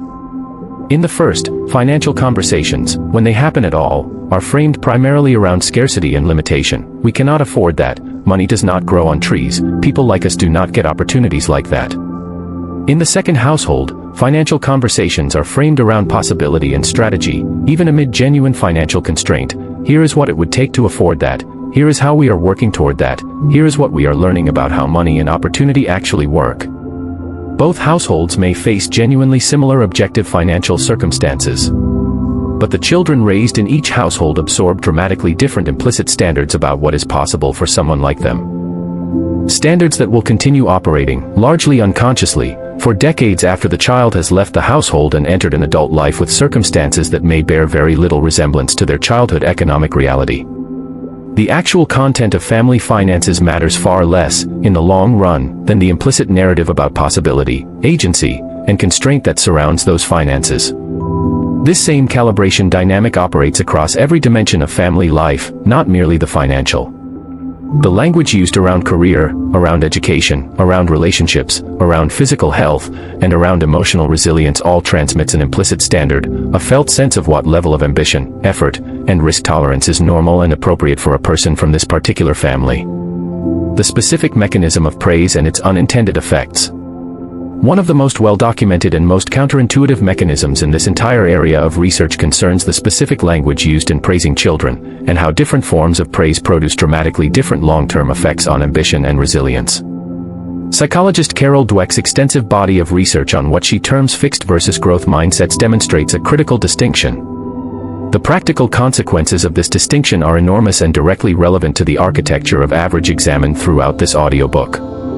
Children with a predominantly fixed mindset tend to avoid challenges that risk revealing a limitation in their supposedly fixed ability, because failure, under a fixed mindset framework, is experienced as evidence of a permanent and identity-defining limitation rather than as ordinary, expected feedback on the path toward improvement. This avoidance of challenge, learned early and reinforced repeatedly throughout childhood and adolescence, produces exactly the kind of comfort-seeking, risk-averse adult behavior examined in Chapter 2, but rooted specifically in the particular language patterns used by well-meaning parents, teachers, and mentors throughout early development. Most parents who praise their children for innate ability are doing so out of genuine affection and pride, with absolutely no intention of producing a lifetime pattern of challenge avoidance. This is yet another example of the central theme running through this audiobook. The architecture of average is overwhelmingly constructed through small, well-intentioned choices rather than through any deliberate intention to limit anyone's potential. The school system's sorting function. Building on the historical examination in Chapter 1 of how mass education was originally designed to produce standardized, interchangeable workers, this chapter examines the specific, ongoing mechanisms by which modern schooling continues to calibrate student expectations toward an average standard, frequently within the very same systems that explicitly claim to be cultivating individual excellence. The most direct mechanism is age-based grade progression, an organizational structure so deeply embedded in modern schooling that it rarely receives critical examination. Students are grouped, almost universally, by chronological age rather than by individual readiness or specific area of exceptional capability. A child who is dramatically ahead of their age-based peers in a specific subject is, in most conventional school structures, given the same standardized curriculum and pace as their peers, with at most modest supplementary enrichment. A child who is dramatically behind their age-based peers is, similarly, frequently kept within the same grade-level structure, receiving remediation calibrated to bring them up toward the average rather than an entirely individualized pace and pathway. In both directions, the dominant institutional response to deviation from the age-based average is to pull the deviation back toward the center, rather than to fully cultivate whatever genuine individual variation, in either direction, the deviation represents. This is not necessarily a criticism of the individual teachers operating within this system, the overwhelming majority of whom entered the profession with genuine dedication to student growth and frequently work valiantly within significant structural and resource constraints to provide individualized attention wherever possible. It is an observation about the structural design of mass schooling itself, a design inherited directly from the industrial era origins examined in Chapter 1, and a design that continues to calibrate the expectations of millions of students annually toward an age-based average rather than toward each individual's actual potential ceiling. The labeling effect and self-fulfilling expectation. A particularly powerful mechanism within the school environment is what researchers call the labeling effect, closely related to a broader phenomenon known as the Pygmalion effect, first studied extensively by psychologists Robert Rosenthal and Lenore Jacobson in a landmark set of experiments conducted in elementary school classrooms during the 1960s.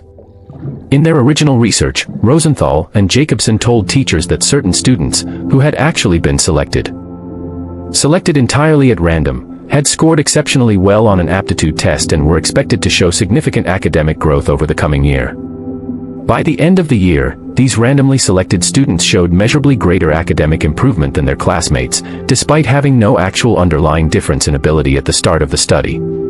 The only variable that had changed was the teacher's expectation of the student, an expectation that appears to have influenced subtle behaviors, attention, encouragement, the difficulty of questions asked, the patience extended during struggle, in ways that the teachers themselves were frequently unaware of, but that produced a genuine and measurable difference in student outcomes. This research has been replicated and extended across numerous subsequent studies, and its implications extend far beyond the classroom. Expectation, communicated through countless small and frequently unconscious behavioral signals, genuinely shapes outcome. A child who is labeled, explicitly or implicitly, as an average student, a good but not exceptional student, or a student with limited potential in a specific area, frequently receives, from teachers, parents, and eventually from themselves, a continuous stream of subtle behavioral signals calibrated to that label, signals that actively shape the very outcome the label predicted, regardless of the child's actual underlying capability. This is one of the most insidious mechanisms in the entire architecture of average, precisely because it is genuinely self-fulfilling. A label applied early in a child's development does not merely describe an existing reality. It actively participates in creating the reality it claims to describe, through a continuous stream of expectation-calibrated behavior from every adult, and eventually from the child themselves, who encounters that label throughout their development. The peer environment as a second calibration system. Beyond family and formal schooling, the peer environment of childhood and adolescence constitutes a third, extraordinarily powerful calibration system, one that operates according to the same social comparison and approval algorithm mechanisms examined in detail in Chapter 3, but applied during a developmental period when the brain is especially sensitive to social signals and especially motivated to calibrate toward group norms.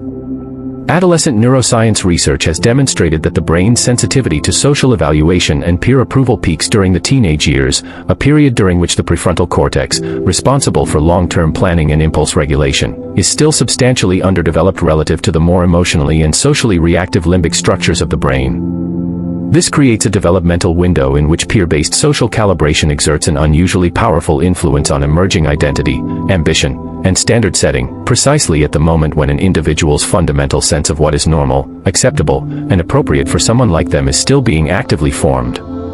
A teenager whose peer environment treats academic ambition, entrepreneurial interest, or unusual creative pursuit as something to be mocked, minimized, or socially penalized will frequently internalize a powerful and lasting association between visible ambition and social risk, an association that, absent later deliberate intervention, can persist well into adulthood, long after the original peer environment has become entirely irrelevant to the person's actual circumstances. Recognizing the inherited standard without blame.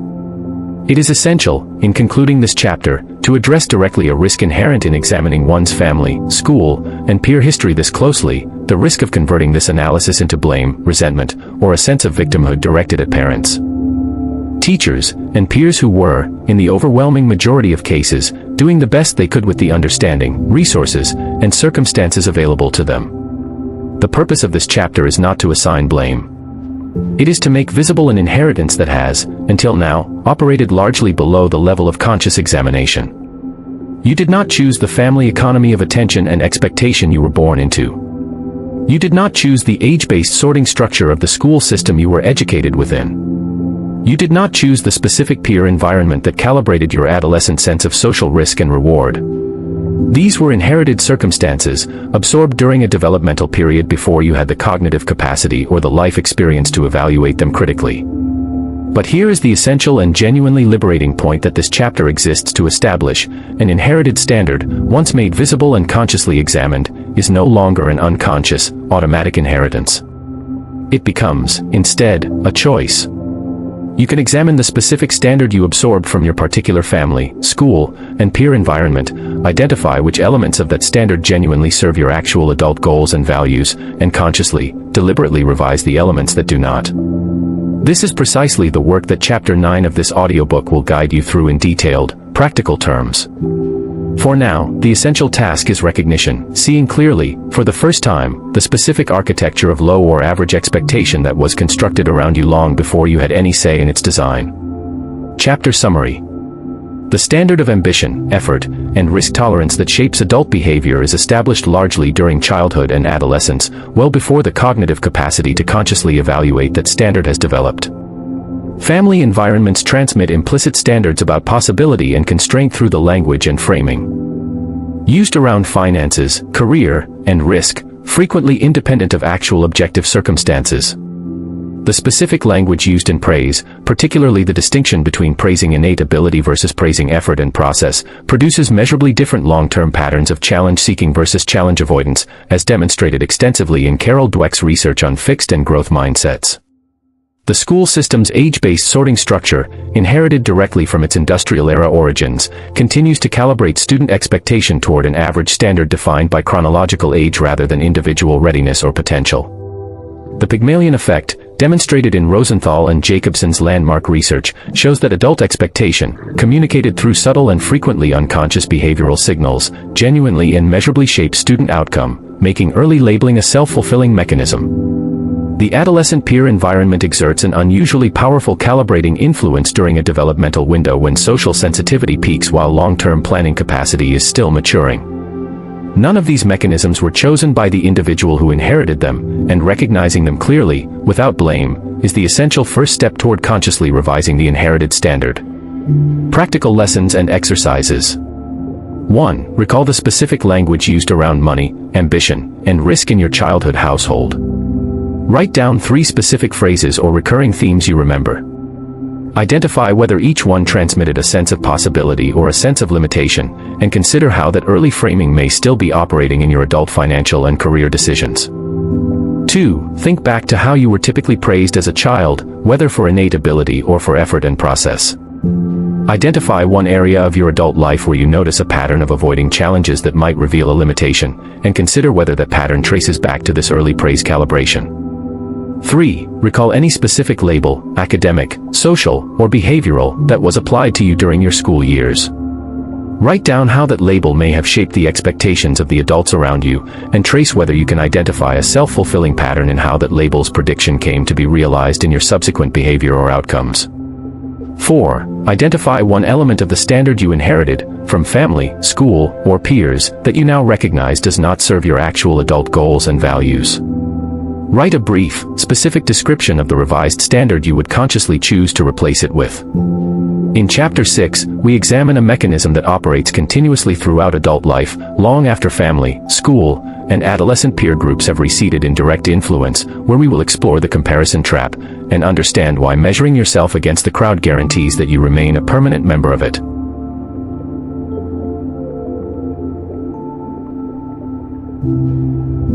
Chapter 6, The Comparison Trap, Why Measuring Yourself Against the Crowd Guarantees You Stay in It. A simple mathematical truth with enormous consequences.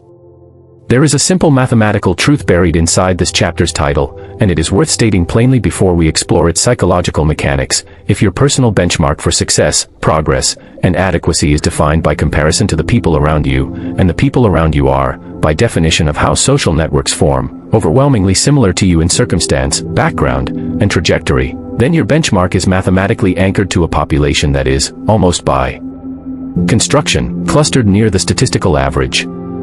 You cannot use the average to measure your way out of being average. The tool and the target are the same thing. This sounds almost too simple to require an entire chapter, yet it is one of the most consistently violated principles in ordinary human decision-making, and understanding exactly why it is violated so consistently, despite its apparent simplicity, requires examining several distinct psychological mechanisms that make comparison to nearby peers feel like a reasonable, even sophisticated, way of assessing your own progress. The near comparison default. As established in Chapter 3 through Leon Festinger's social comparison theory, human beings default to comparing themselves with others who are similar and proximate rather than with others who are dramatically different or distant. This default exists because proximate comparisons feel more relevant and more actionable. Comparing your career progress to a close friend, former classmate, or professional peer feels meaningful and informative in a way that comparing yourself to a globally exceptional outlier in your field does not, because the proximate comparison involves someone whose starting circumstances, resources, and constraints plausibly resemble your own. This default makes intuitive sense as a general cognitive strategy, but it creates a specific and serious problem when applied to the question of ambition and standard setting. If you exclusively or primarily compare your progress to people who started from a similar position and have remained within a similar social and professional orbit, you are systematically excluding from your field of comparison the people who have actually broken away from that orbit entirely, the people whose trajectories would provide the most useful information about what is genuinely possible from a starting position similar to your own. This is the comparison trap in its purest form. It does not merely fail to motivate ambition. It actively constructs a false ceiling, because the population you are comparing yourself against has, by the very fact of remaining within your proximate social and professional circle, already self-selected for outcomes clustered near the statistical average. The genuine outliers, the people who escape the gravitational pull of average calibration examined throughout this audiobook, are systematically underrepresented in your natural, default field of comparison, precisely because escaping average calibration frequently involves leaving the proximate social and professional orbit that would otherwise keep them visible to you as a point of comparison. The illusion of informative feedback. Comparison to nearby peers carries a particular psychological seductiveness because it feels like it is providing genuinely useful, calibrated feedback about your own performance and progress. If your performance compares favorably to your immediate peer group, the comparison produces a satisfying sense of validation. If your performance compares unfavorably, the comparison produces a motivating, if uncomfortable, sense of urgency. In either case, the comparison feels like it is doing real cognitive work, providing real information that helps you calibrate your effort and expectations appropriately. But this feeling of informative feedback is, in an important sense, an illusion, or at minimum, a radically incomplete picture. Comparison to a peer group anchored near the statistical average provides extremely limited information about the actual ceiling of what is possible from your starting position. It tells you only where you stand relative to a population whose own outcomes have already been shaped by the same comfort trap, approval algorithm, and inherited standard mechanisms examined in the preceding chapters. You are, in effect, measuring your distance from a benchmark that has itself already been pulled significantly below its own actual ceiling by the very same psychological and social forces that are currently operating on you. This is why a person can feel genuinely successful, even genuinely accomplished, relative to their immediate peer group, while remaining dramatically below their own actual potential ceiling, a gap that comparison to the proximate peer group will never reveal, because the proximate peer group's own outcomes do not provide any signal about that ceiling at all. The specific danger of downward comparison. Social comparison research distinguishes between upward comparison, comparing yourself to someone perceived as more successful or capable, and downward comparison, comparing yourself to someone perceived as less successful or capable. Both forms of comparison occur constantly in ordinary life, and both carry specific psychological effects worth examining in detail. Downward comparison frequently produces a comfortable, self-soothing emotional effect. Noticing that you are doing better than someone else in a relevant domain produces a genuine, measurable boost in subjective well-being and self-assessment, a finding well documented across decades of social psychology research. This makes downward comparison an extremely tempting and frequently unconscious strategy for managing the discomfort of uncertainty about your own progress and adequacy. The danger of downward comparison, in the specific context of this audiobook's argument, is that it provides exactly the kind of comfortable, self-soothing validation that allows a person to remain settled within an average standard while genuinely believing, based on real and valid comparative evidence, that they are doing well. You can be, quite literally and accurately, outperforming a meaningful portion of your immediate comparison set while still operating dramatically below your own actual potential ceiling. Downward comparison provides real comfort and real validation, but it provides almost no useful information about the gap between your current position and your actual ceiling, because it is, by definition, oriented toward a reference point below rather than toward the genuine outliers who would reveal that ceiling. Upward comparison's double-edged nature. Upward comparison, meanwhile, carries its own complications. When upward comparison is directed at a proximate peer, someone similar enough to you that the comparison feels personally relevant, it frequently produces a specific and corrosive emotional response, envy rather than inspiration. Research on social comparison and emotion consistently demonstrates that the closer and more similar the upward comparison target, the more likely the comparison is to produce feelings of envy, inadequacy, and resentment rather than motivation and constructive ambition. This creates a difficult practical puzzle. The proximate peer who is doing somewhat better than you, the close friend who got the promotion you wanted, the former classmate whose business succeeded where yours stalled, is precisely calibrated, by virtue of their proximity and similarity, to trigger the most psychologically corrosive form of upward comparison, envy rather than constructive inspiration, while providing relatively limited information about your own genuine ceiling, because their outcome, even though somewhat better than yours, still falls within the broadly average range produced by the same comfort trap and approval algorithm mechanisms. By contrast, upward comparison directed at a genuinely distant, dramatically more accomplished outlier, someone whose circumstances, resources, or trajectory differ enough from your own that direct comparison feels less personally threatening, frequently produces a meaningfully different emotional response, closer to admiration, curiosity, or constructive inspiration than to envy. This distant outlier comparison, precisely because it does not trigger the same proximate threat to your social standing and self-concept, can be examined more objectively for genuinely useful information about what extraordinary outcomes actually require, information that proximate comparison, clouded by envy and threatened self-concept, frequently cannot provide. The metric problem.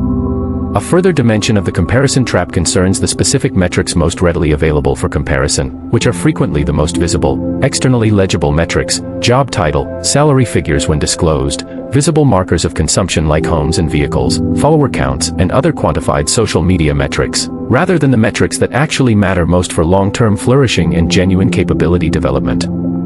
This is a significant problem because the most visible, comparable metrics are frequently lagging indicators, downstream consequences of years of accumulated decisions, skill development, and positioning, rather than the actual leading indicators, daily habits, skill acquisition rate, quality of decision-making process, depth of relevant expertise, that actually determine future trajectory. Comparing visible, lagging metrics provides a snapshot of where people currently stand relative to each other, but it provides almost no useful information about trajectory, about the rate of change in the underlying capabilities that will determine where each person stands 5 or 10 years into the future. A person who is currently behind their peer group on visible, lagging metrics but who has built a substantially superior set of underlying habits, skills, and decision processes is, in trajectory terms, in a dramatically stronger position than the comparison snapshot would suggest. Conversely, a person who currently leads their peer group on visible metrics but has built those metrics on an unsustainable or non-compounding foundation is in a weaker trajectory position than the comparison snapshot would suggest. The comparison trap, by focusing attention overwhelmingly on visible, lagging, easily comparable metrics, systematically obscures exactly the trajectory information that matters most. Escaping the trap without abandoning useful comparison. It would be a mistake to conclude from this chapter that all comparison is harmful and should be eliminated entirely.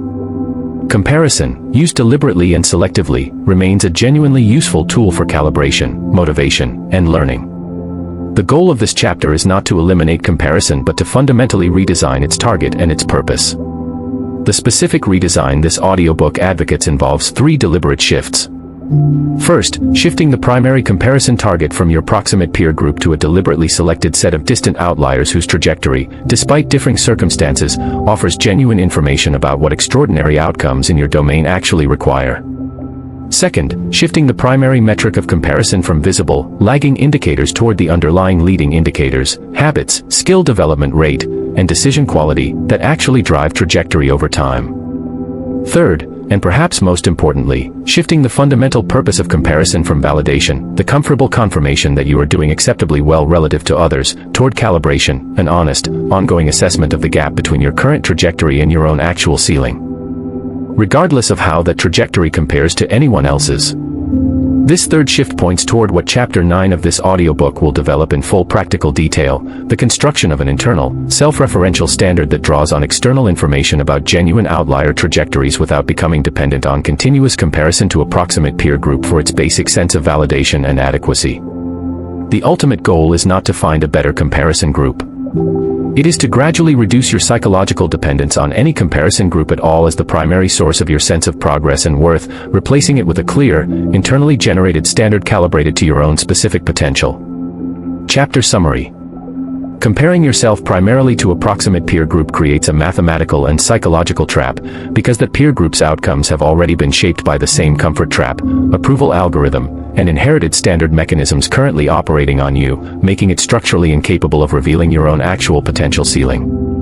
Comparison to nearby peers feels informative and produces genuine emotional responses, but those responses, particularly downward comparisons, comfortable validation, and proximate upward comparisons, corrosive envy, provide limited useful information about your actual trajectory and ceiling. Distant outlier comparison, despite feeling less personally relevant, frequently provides more objective and more useful information, because it is less likely to trigger threatened self-concept and is more likely to reveal genuine information about what extraordinary outcomes actually require. The most visible, easily comparable metrics are frequently lagging indicators that obscure the underlying leading indicators, habits, skill development, and decision quality that actually determine future trajectory. Escaping the comparison trap does not require eliminating comparison entirely. but rather redesigning its target toward deliberately selected outliers, its metric toward leading indicators, and its fundamental purpose from validation toward honest calibration against your own internally defined potential. Practical lessons and exercises. 1. List the 5 people you most frequently and naturally compare yourself to.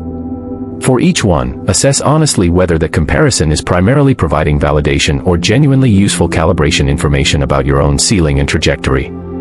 2. Identify one genuinely distant outlier in your field or domain of interest, someone whose trajectory differs substantially from your immediate peer group. Study their specific path in detail, focusing on the underlying habits and decisions rather than only the visible end result, and write down what their trajectory suggests about the actual ceiling available from a starting position similar to your own. 3. Distinguish, in writing, between the visible lagging metrics you currently use to assess your own progress, such as title, income, or visible possessions, and the underlying leading indicators that actually drive your future trajectory, such as specific skills being developed, the quality of your daily decision-making, or the depth of expertise you are accumulating. Identify which category currently receives more of your attention. 4. Recall a recent moment of either comfortable validation or corrosive envy produced by a comparison to someone in your proximate circle. Examine that moment honestly and ask what it actually revealed, if anything, about your own ceiling, versus what it revealed only about your current relative position within an already average calibrated reference group. In Chapter 7, we move from the psychological mechanics of comparison into a direct, quantified examination of consequence, where we will explore the cost of almost, and confront, in specific and uncomfortable detail, the true compounding price of settling for good enough.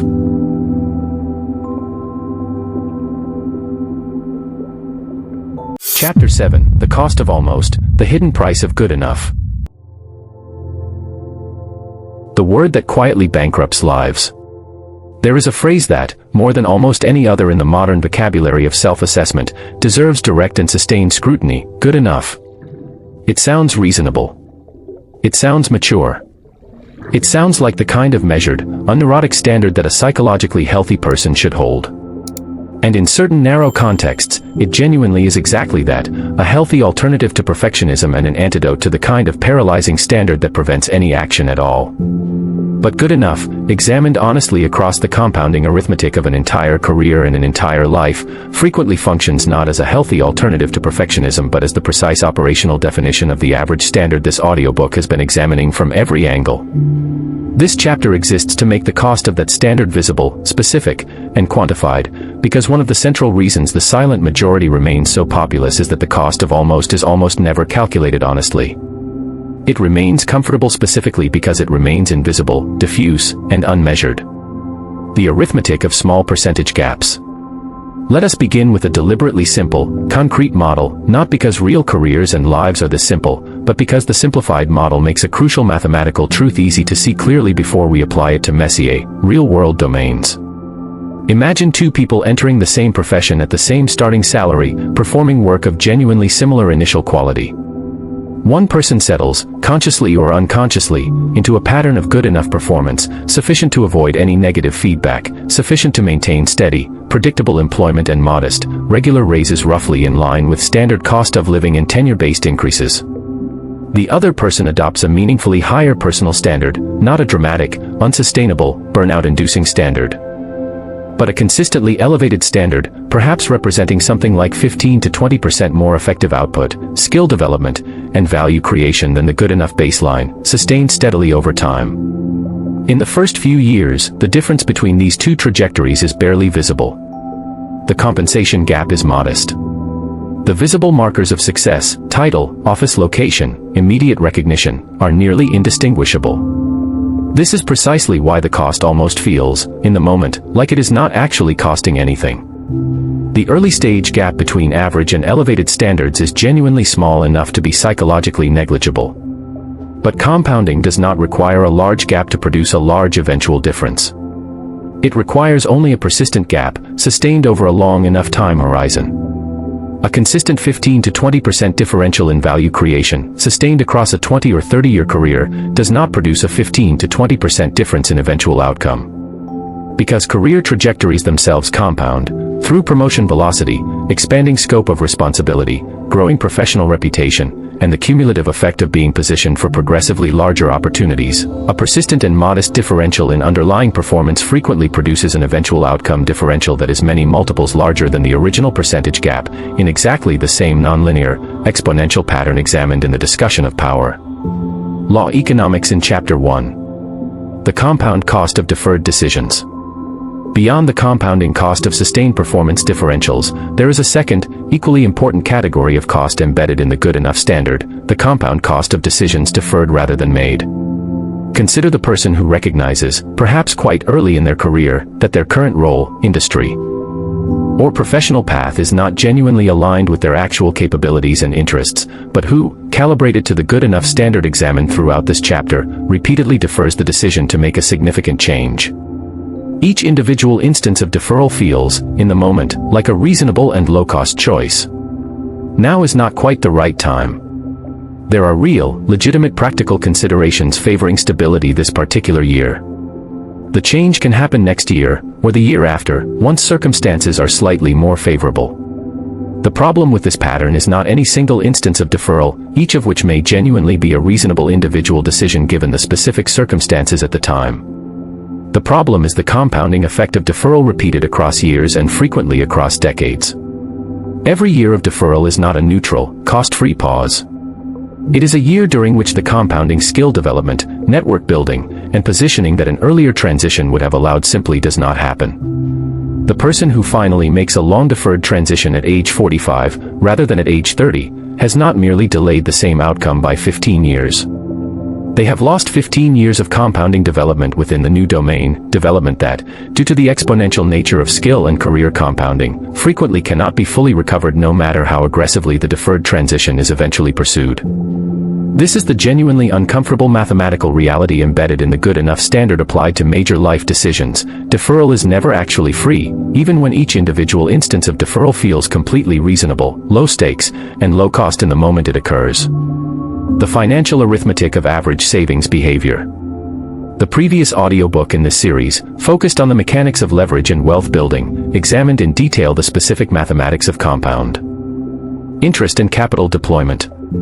This chapter applies a similar lens specifically to the cost of average, good enough financial behavior, because the financial domain offers some of the clearest, most quantifiable evidence of the compounding cost this entire chapter is examining. Consider the difference between a person who saves and invests at what might be called an average rate, broadly consistent with national savings rate statistics in most developed economies, typically in the range of 5 to 7% of gross income, compared to a person who saves and invests at a meaningfully elevated rate, perhaps 20 to 25% of gross income, a rate that is genuinely achievable for a large portion of middle and upper middle income earners through deliberate lifestyle design rather than requiring an exceptional income level. Run forward across a 30-year working career, assuming reasonably comparable income trajectories and reasonably comparable investment returns, and the difference in eventual accumulated wealth between these two savings rates is not modest. It is frequently a multiple of several times over, not because the elevated saver earned dramatically more, but because the compounding mathematics of a meaningfully higher savings rate, sustained consistently over decades, produces an eventual gap that dwarfs the apparent modesty of the original percentage difference. The good enough savings rate, calibrated to broad social and cultural averages, is not a neutral, harmless choice.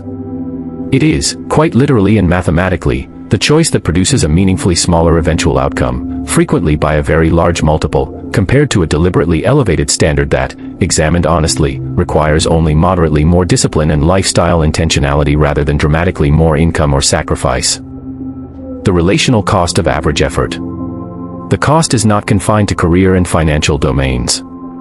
It applies with equal, and arguably greater, force to relational and personal domains, where the compounding effects, while less easily quantified in numerical terms, are frequently even more consequential to overall life satisfaction. Consider the difference between a marriage or long-term partnership maintained at a good enough standard, characterized by adequate but not deliberately cultivated communication, intimacy, and shared growth, compared to a relationship in which both partners maintain an elevated, deliberately cultivated standard of ongoing investment, communication, and mutual development.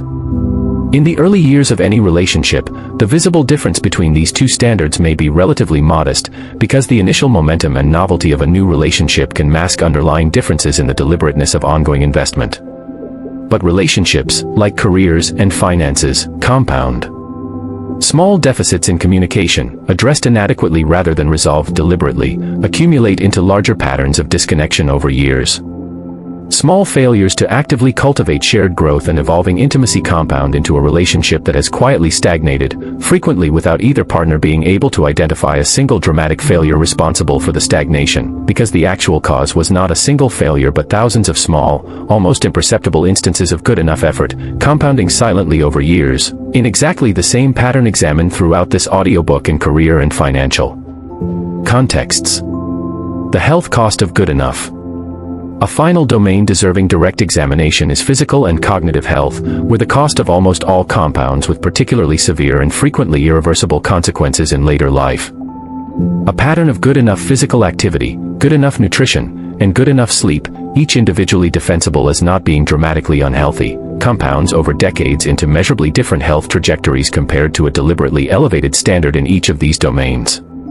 The well-documented relationships between sustained physical activity, nutritional quality, and sleep consistency on one hand, and long-term cardiovascular health, cognitive function, and metabolic health on the other, mean that decades of good enough health behavior, while rarely producing any single dramatic crisis along the way, frequently produce a meaningfully different, and frequently more constrained, health span in later decades of life compared to a sustained, deliberately elevated standard.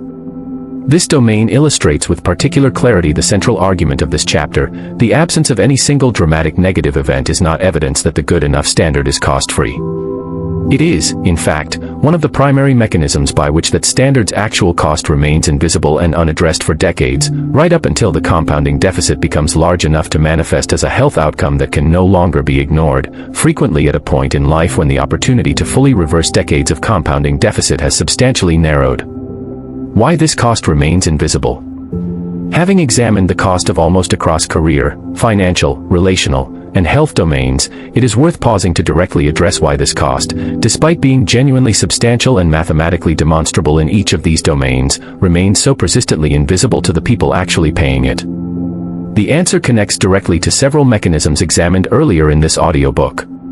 The comfort trap examined in Chapter 2 ensures that the immediate, acute discomfort of elevating your standard feels more psychologically salient than the chronic, deferred cost of not elevating it.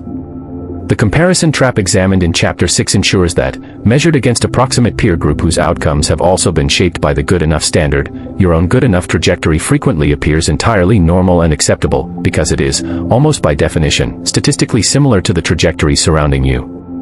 And the simple mathematics of compounding, examined throughout this chapter, ensures that the gap between good enough and elevated standards remains genuinely small and easy to dismiss for years before the exponential nature of compounding causes that gap to widen dramatically, frequently at a point well past the stage where the original choices that produced the gap are still fresh enough in memory to be easily identified and addressed. Chapter Summary.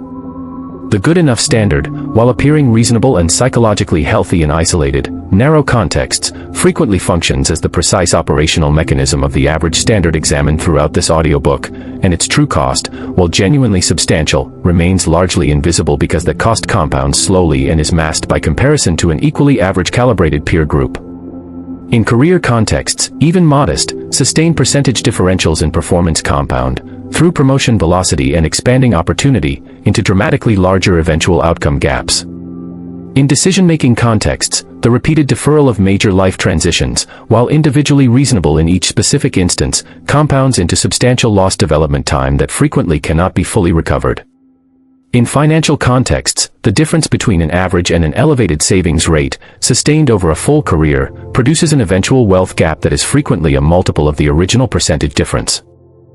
In relational contexts, small, repeated deficits in deliberate communication and shared growth compound into significant disconnection over years, without any single identifiable dramatic failure.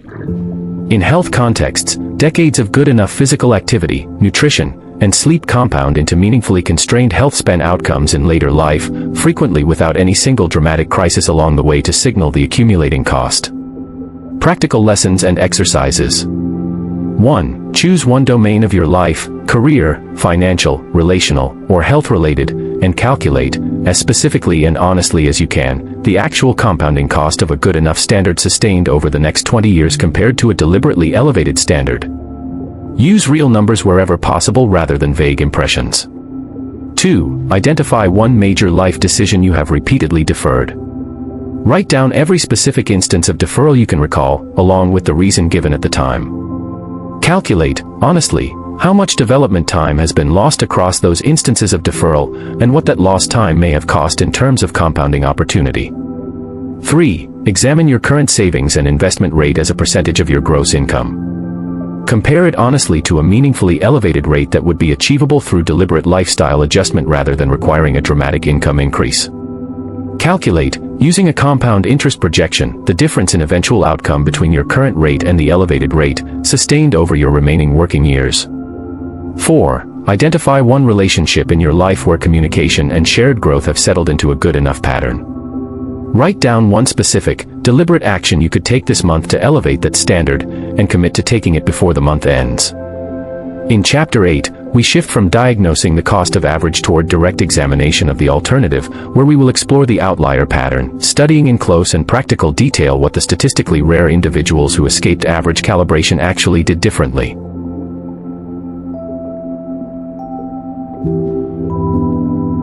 Chapter 8, The Outlier Pattern, What the Statistically Rare Actually Do Differently. Turning from diagnosis to examination. The first 7 chapters of this audiobook have been, in an important sense, diagnostic. We have traced the historical origin of average as a statistical and cultural standard, examined the psychological architecture that pulls behavior toward comfort, explored the social mechanisms that edit ambition before it ever fully forms, identified the structural economic incentives that profit from widespread acceptance of average calibration, traced the specific inherited standards transmitted through family and schooling, exposed the mathematical trap embedded in comparison to a proximate peer group, and calculated, in specific and uncomfortable detail, the true compounding cost of settling for good enough. This chapter marks a deliberate turn. Having established with as much clarity as possible exactly how and why the silent majority recruits and retains its members, we now turn our attention to the considerably smaller population that escaped this gravitational pull, examining specifically and practically what these statistical outliers actually did differently, not as a matter of innate talent or fortunate circumstance, but as a matter of identifiable, learnable pattern. It is worth being precise about what this chapter is not claiming. It is not claiming that every outlier shares an identical formula, or that successfully escaping average calibration guarantees any specific outcome, or that the patterns examined here eliminate risk, effort, or the genuine possibility of failure. It is claiming something more modest and more useful, that across a wide range of domains and a wide range of individual outlier trajectories, certain identifiable patterns of thinking and behavior recur with sufficient consistency to constitute a genuinely learnable pattern, distinct from the patterns examined in the preceding chapters that characterize the much larger average calibrated population. Pattern 1, the deliberate rejection of default settings. The first and arguably most foundational pattern observed across outlier trajectories is a deliberate, conscious habit of questioning and rejecting default settings, the unexamined assumptions, conventions, and standard practices that the majority of people simply inherit and follow without ever subjecting them to direct, critical examination. This pattern operates across every domain examined throughout this audiobook. Where the average calibrated population accepts the default savings rate suggested by conventional financial guidance, the outlier asks specifically whether that default rate is actually optimized for their own circumstances and goals, or whether it merely represents a broadly acceptable, broadly defensible average recommendation calibrated to avoid criticism rather than to maximize outcome. Where the average calibrated population accepts the default career trajectory suggested by their initial credential or first job, the outlier periodically and deliberately questions whether that trajectory remains the genuinely optimal path, rather than simply the path of least resistance and least friction. This pattern requires a specific cognitive habit, treating every default, every convention, every piece of broadly accepted conventional wisdom, as a hypothesis to be tested against your own specific circumstances and goals, rather than as an established fact to be passively inherited and followed. This does not mean reflexively rejecting every convention, which would be its own form of irrational, performative contrarianism. It means subjecting conventions to genuine examination, retaining the ones that survive that examination, and consciously, deliberately replacing the ones that do not, rather than simply absorbing the default setting without ever noticing that an active choice was available. Pattern 2, Asymmetric Risk Calibration. The second pattern, closely connected to the psychological mechanisms examined in Chapter 2, concerns a fundamentally different relationship to risk than the loss-averse default calibration that characterizes the average calibrated population.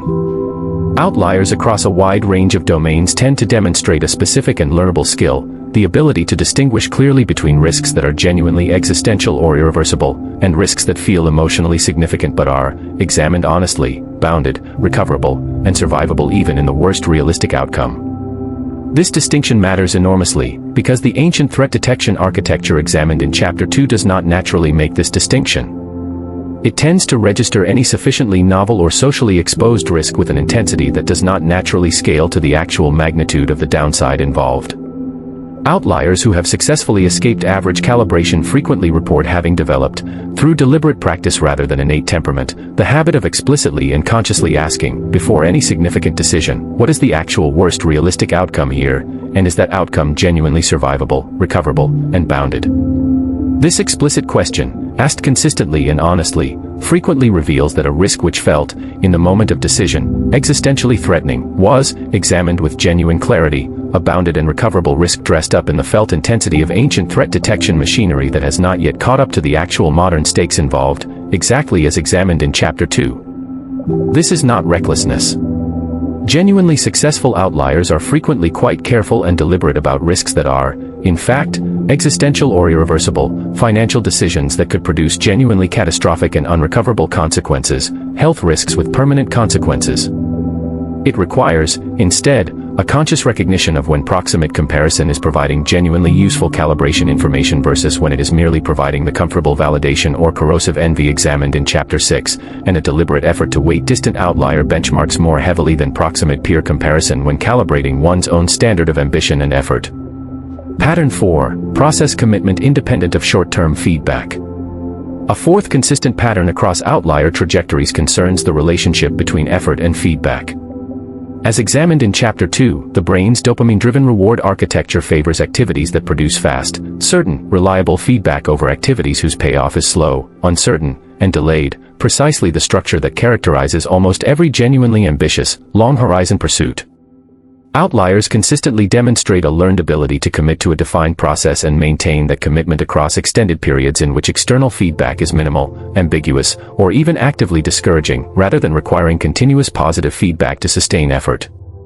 This is frequently described, across numerous outlier accounts in fields ranging from entrepreneurship to creative work to athletic and academic achievement, as a specific and deliberately developed shift in the locus of evaluation, from external outcome-based feedback toward internal process-based feedback. The outlier asks, primarily, did I execute the specific process I committed to today, rather than, did today produce a visible, externally validated positive outcome? This shift matters enormously because, as established in Chapter 7's examination of compounding, the genuinely large outcomes associated with escaping average calibration frequently take years to become visible, and the early years of any ambitious pursuit are characterized by exactly the kind of slow, ambiguous. It requires, instead, a conscious recognition of when proximate comparison is providing genuinely useful calibration information versus when it is merely providing the comfortable validation or corrosive envy examined in Chapter 6, and a deliberate effort to weight distant outlier benchmarks more heavily than proximate peer comparison when calibrating one's own standard of ambition and effort. Pattern 4. Process commitment independent of short-term feedback. A fourth consistent pattern across outlier trajectories concerns the relationship between effort and feedback.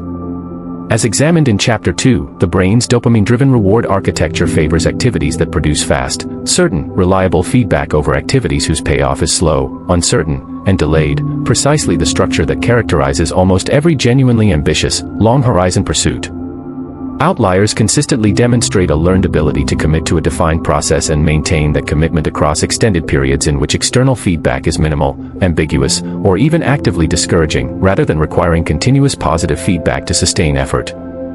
This is frequently described, across numerous outlier accounts in fields ranging from entrepreneurship to creative work to athletic and academic achievement, as a specific and deliberately developed shift in the locus of evaluation, from external outcome-based feedback toward internal process-based feedback.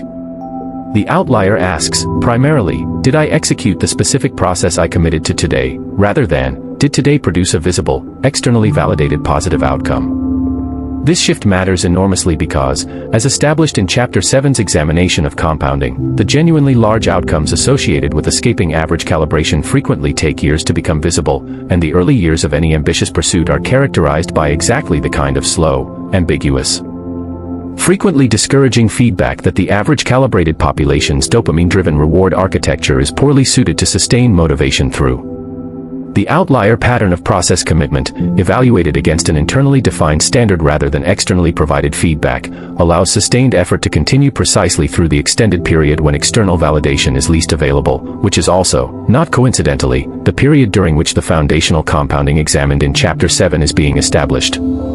Pattern 5. Deliberate construction of supportive environments. A fifth pattern, directly addressing the approval algorithm examined in Chapter 3, involves the deliberate, active construction of an environment, social, physical, and informational, that supports rather than erodes an elevated standard, rather than passively accepting whatever environment happens to be inherited or convenient. This pattern recognizes a critical insight from behavioral science that will be developed in further practical detail in Chapter 10. Willpower and conscious determination are finite, depletable resources poorly suited to sustained resistance against an unsupportive environment, but environment itself can be deliberately designed to reduce the ongoing willpower burden required to maintain an elevated standard. Outliers across numerous domains demonstrate a consistent pattern of actively curating their social environment toward relationships that support rather than subtly erode ambition, actively curating their informational environment toward inputs that reinforce rather than undermine their chosen standard, and actively curating their physical and professional environment to reduce the friction associated with elevated standard behavior and increase the friction associated with default, average, calibrated behavior. This pattern does not require dramatic, wholesale abandonment of existing relationships and environments. A step that is frequently neither necessary nor wise. It requires conscious, deliberate attention to environmental design as a genuine strategic lever, rather than treating environment as a fixed, unchangeable background condition that ambition must simply overcome through sheer internal force of will. Pattern 6. Tolerance for sustained identity discomfort. A sixth and final pattern deserving direct examination concerns the psychological experience of identity transition itself. Escaping average calibration in any meaningful domain almost inevitably requires, at some point, behaving in ways that diverge from your previously established identity and from the expectations of the people who have known you within that previous identity, precisely the dynamic examined in Chapter 3's discussion of the internalized audience and the discomfort of updating an established relational model. Outliers consistently demonstrate a learned tolerance for this specific category of discomfort, the felt sense of identity instability and social friction that accompanies genuine change, rather than retreating from ambitious action the moment this discomfort arises. This tolerance is not the absence of the discomfort itself, which appears to be a genuinely universal feature of significant identity transition rather than something outliers simply do not experience. It is, rather, a learned capacity to continue acting in alignment with a chosen standard despite the presence of this discomfort, treating the discomfort as an expected, temporary, and ultimately survivable feature of genuine growth rather than as a signal that the growth itself is mistaken or should be abandoned. Synthesizing the pattern into a learnable framework. Considered together, these 6 patterns, deliberate rejection of default settings, asymmetric risk calibration, deliberate exposure to distant benchmarks, process commitment independent of short-term feedback, deliberate construction of supportive environments, and tolerance for sustained identity discomfort, do not constitute a mysterious, innate talent available only to a fortunate few. They constitute a learnable set of cognitive and behavioral habits, each one directly addressing a specific mechanism examined in the diagnostic chapters earlier in this audiobook. This is the central, optimistic claim this chapter exists to establish, and it is a claim made not as motivational rhetoric but as a direct, logical consequence of the diagnostic work completed in chapters 1 through 7. If the silent majority's average calibration is produced by identifiable, specific psychological and social mechanisms, ancient threat detection, loss aversion, the approval algorithm, inherited standards, comparison traps, and the invisible compounding cost of good enough, then escaping that calibration is not a matter of acquiring some mysterious, unavailable trait. It is a matter of directly, deliberately, and systematically counteracting each specific mechanism, using exactly the kind of learnable pattern examined in this chapter. The remainder of this audiobook, beginning with Chapter 9, will translate these 6 patterns into a specific, practical, sequential framework you can begin applying immediately to your own life, regardless of your current starting position. Chapter Summary. Statistical outliers who have successfully escaped average calibration demonstrate 6 consistent, identifiable, and learnable patterns rather than relying on innate, unavailable talent.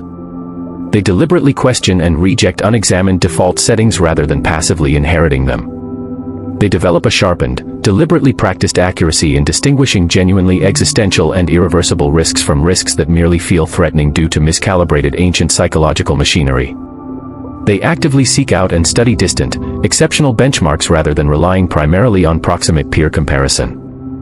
They commit to defined processes and sustain effort through extended periods of ambiguous or discouraging external feedback by shifting their locus of evaluation toward internal process adherence. They deliberately construct social, informational, and physical environments that reduce the friction associated with elevated standard behavior rather than relying exclusively on willpower to overcome an unsupportive environment. And they develop a learned tolerance for the identity discomfort that accompanies genuine change, continuing to act in alignment with a chosen standard despite this discomfort rather than retreating from it. Each of these 6 patterns directly and specifically counteracts a mechanism examined in the diagnostic chapters earlier in this audiobook, establishing that escaping average calibration is a matter of learnable, systematic pattern rather than unavailable, innate trait.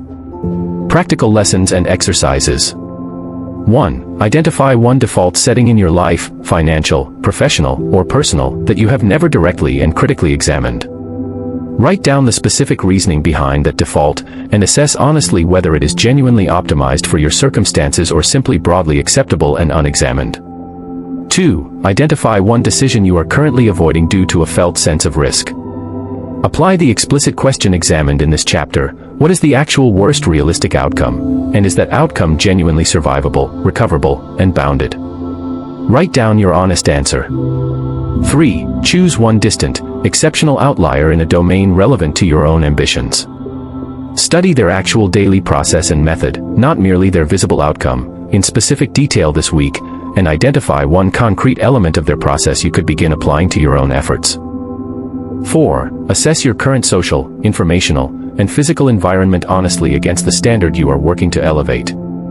Identify one specific environmental change, a relationship to invest in differently, an information source to add or remove, a physical or professional friction point to adjust, that would reduce the willpower burden currently required to sustain your elevated standard.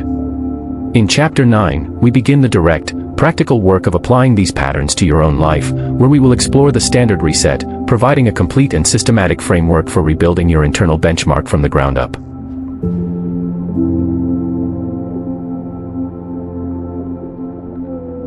Chapter 9, The Standard Reset, Rebuilding Your Internal Benchmark from Zero. Why a partial edit is not enough. Having spent the first 8 chapters of this audiobook tracing, in careful and specific detail, exactly how the average standard was constructed inside your psychology through history, neurology, social dynamics, inherited family and school conditioning, and the mathematics of comparison, it might be tempting to approach the work of change as a series of small, targeted edits, adjusting a belief here, correcting a habit there, while leaving the underlying architecture of your personal standard largely intact. This chapter argues directly against that approach, for a specific and important reason. The mechanisms examined throughout this audiobook are deeply interconnected, reinforcing one another in ways that make a piecemeal edit unlikely to produce durable change. A small adjustment to your savings rate, attempted while your underlying psychological relationship to risk, your social environment's approval algorithm, and your internalized comparison set all remain entirely unchanged, is likely to erode back toward its original average calibrated position over time, precisely because the surrounding architecture that originally produced and maintained that position has not actually been addressed. What this chapter proposes instead is something more foundational, a complete, deliberate reset of your internal benchmark, built from a clean, explicitly examined foundation rather than from the inherited, largely unconscious accumulation of historical, psychological, and social influences examined in the preceding chapters. This is not a claim that you must discard everything about your current life and identity. It is a claim that the specific standard against which you measure adequacy, progress, and ambition deserves to be rebuilt consciously, component by component, rather than left in its current, largely inherited and unexamined state. Component 1. Separating the inherited standard from the chosen standard. The first step in the standard reset is an act of careful separation, distinguishing explicitly between the standard you inherited, through the mechanisms examined in chapters 1 through 6, and the standard you would consciously choose if you were building your benchmark from a position of full awareness and free choice. This separation requires direct, honest engagement with the specific material covered in earlier exercises throughout this audiobook. Return to your notes from the practical exercises in Chapter 5, concerning the standard inherited from family and school, and Chapter 6, concerning the comparison targets that have shaped your sense of adequacy. For each significant element of your current standard, your expectations around career achievement, financial accumulation, relational depth, physical health, and creative or intellectual development, ask explicitly, is this element of my current standard something I would consciously choose if I were building it fresh today, with full awareness of where it actually came from? Or is it simply an inherited default that I have never directly examined and chosen? This separation exercise frequently produces a genuinely surprising result. Many elements of an inherited standard, examined honestly, turn out to be entirely worth retaining, not because they were inherited, but because they genuinely align with your actual values and goals when examined freshly. The goal of this component is not to reflexively reject everything inherited, which would simply replace one form of unexamined default with another. The goal is to ensure that every element of your standard, whether ultimately retained or revised, has been consciously examined and deliberately chosen, rather than passively absorbed and left unexamined. Component 2. Defining your actual ceiling rather than your comfortable estimate. The second component of the standard reset directly addresses the comparison trap examined in Chapter 6 by constructing a deliberate, evidence-based estimate of your actual potential ceiling, built from genuine outlier benchmarks rather than from comfortable, proximate peer comparison. This component requires a specific and somewhat uncomfortable exercise, researching, in concrete and specific detail, the actual achieved outcomes of people who started from circumstances genuinely comparable to your own, in terms of starting resources, opportunity, and constraint, but who pursued an elevated rather than average standard across an extended period of time. This is not an exercise in identifying people with dramatically different starting advantages, whose outcomes would provide limited useful information about your own actual ceiling. It is an exercise in identifying people whose starting position genuinely resembles your own, and whose eventual outcome therefore provides a genuinely informative, evidence-based estimate of what an elevated standard, sustained over time, can actually produce from a position similar to yours. The purpose of this component is to replace a vague, comfortable estimate of your own potential, an estimate that, as established in Chapter 6, has frequently been anchored unconsciously to an already average calibrated proximate comparison set, with a specific, evidence-based, and frequently uncomfortably larger estimate, grounded in the actual documented achievement of genuine outliers starting from genuinely comparable circumstances. This larger, evidence-based ceiling estimate becomes the foundation against which the remainder of your reset standard will be calibrated. Component 3. Constructing process-based rather than outcome-based metrics. The third component directly applies the process commitment pattern examined in Chapter 8, translating it into a specific, practical metric design for your reset standard. Rather than defining your new standard primarily in terms of outcome targets, a specific income figure, a specific title, a specific external marker of achievement, this component asks you to define your standard primarily in terms of process metrics, the specific, controllable daily and weekly actions that, sustained consistently over an extended period, are most likely to produce the elevated outcomes you are targeting. This shift matters enormously for the practical, day-to-day experience of maintaining an elevated standard, because outcome-based metrics, as established in Chapter 8, are frequently unavailable or ambiguous over the exact time horizon during which sustained motivation matters most, the early, slow compounding years before outlier outcomes become visible. A process-based standard might specify, for example, a defined number of hours per week dedicated to deliberate skill development in a specific domain, a defined and consistently applied savings and investment rate independent of short-term market fluctuation, a defined cadence of deliberate relationship investment, or a defined and consistently maintained set of physical health practices. The defining characteristic of an effective process metric is that it remains fully within your control and fully measurable on a daily or weekly basis, regardless of whether the longer-term outcome it is designed to eventually produce has yet become visible. Component 4. PRE committing to your response to discomfort. The fourth component addresses directly the loss aversion and threat detection mechanisms examined in Chapter 2, through a specific psychological technique sometimes referred to, in behavioral science literature, as implementation intentions, the deliberate, advanced specification of exactly how you will respond to a specific anticipated situation. Made before that situation actually arises and before the in-the-moment intensity of ancient threat detection machinery has the opportunity to distort your decision-making. This component requires you to anticipate, specifically and in advance, the moments of discomfort that elevating your standard will predictably produce, the felt sense of risk when taking an ambitious action, the social friction examined in Chapter 3 when your elevated standard becomes visible to people calibrated to your previous, more average standard, the dopamine-driven pull towards smaller, more immediately satisfying alternatives examined in Chapter 2, and to pre-commit, explicitly and in writing, to a specific, predetermined response to each of these anticipated moments. This pre-commitment matters because decisions made in the heat of an actual discomfort-inducing moment are disproportionately influenced by the ancient, miscalibrated threat detection and loss-averse machinery examined throughout this audiobook, machinery that is considerably less influential when a decision is made calmly, in advance, with the benefit of the kind of clear, removed reflection this exercise is designed to provide.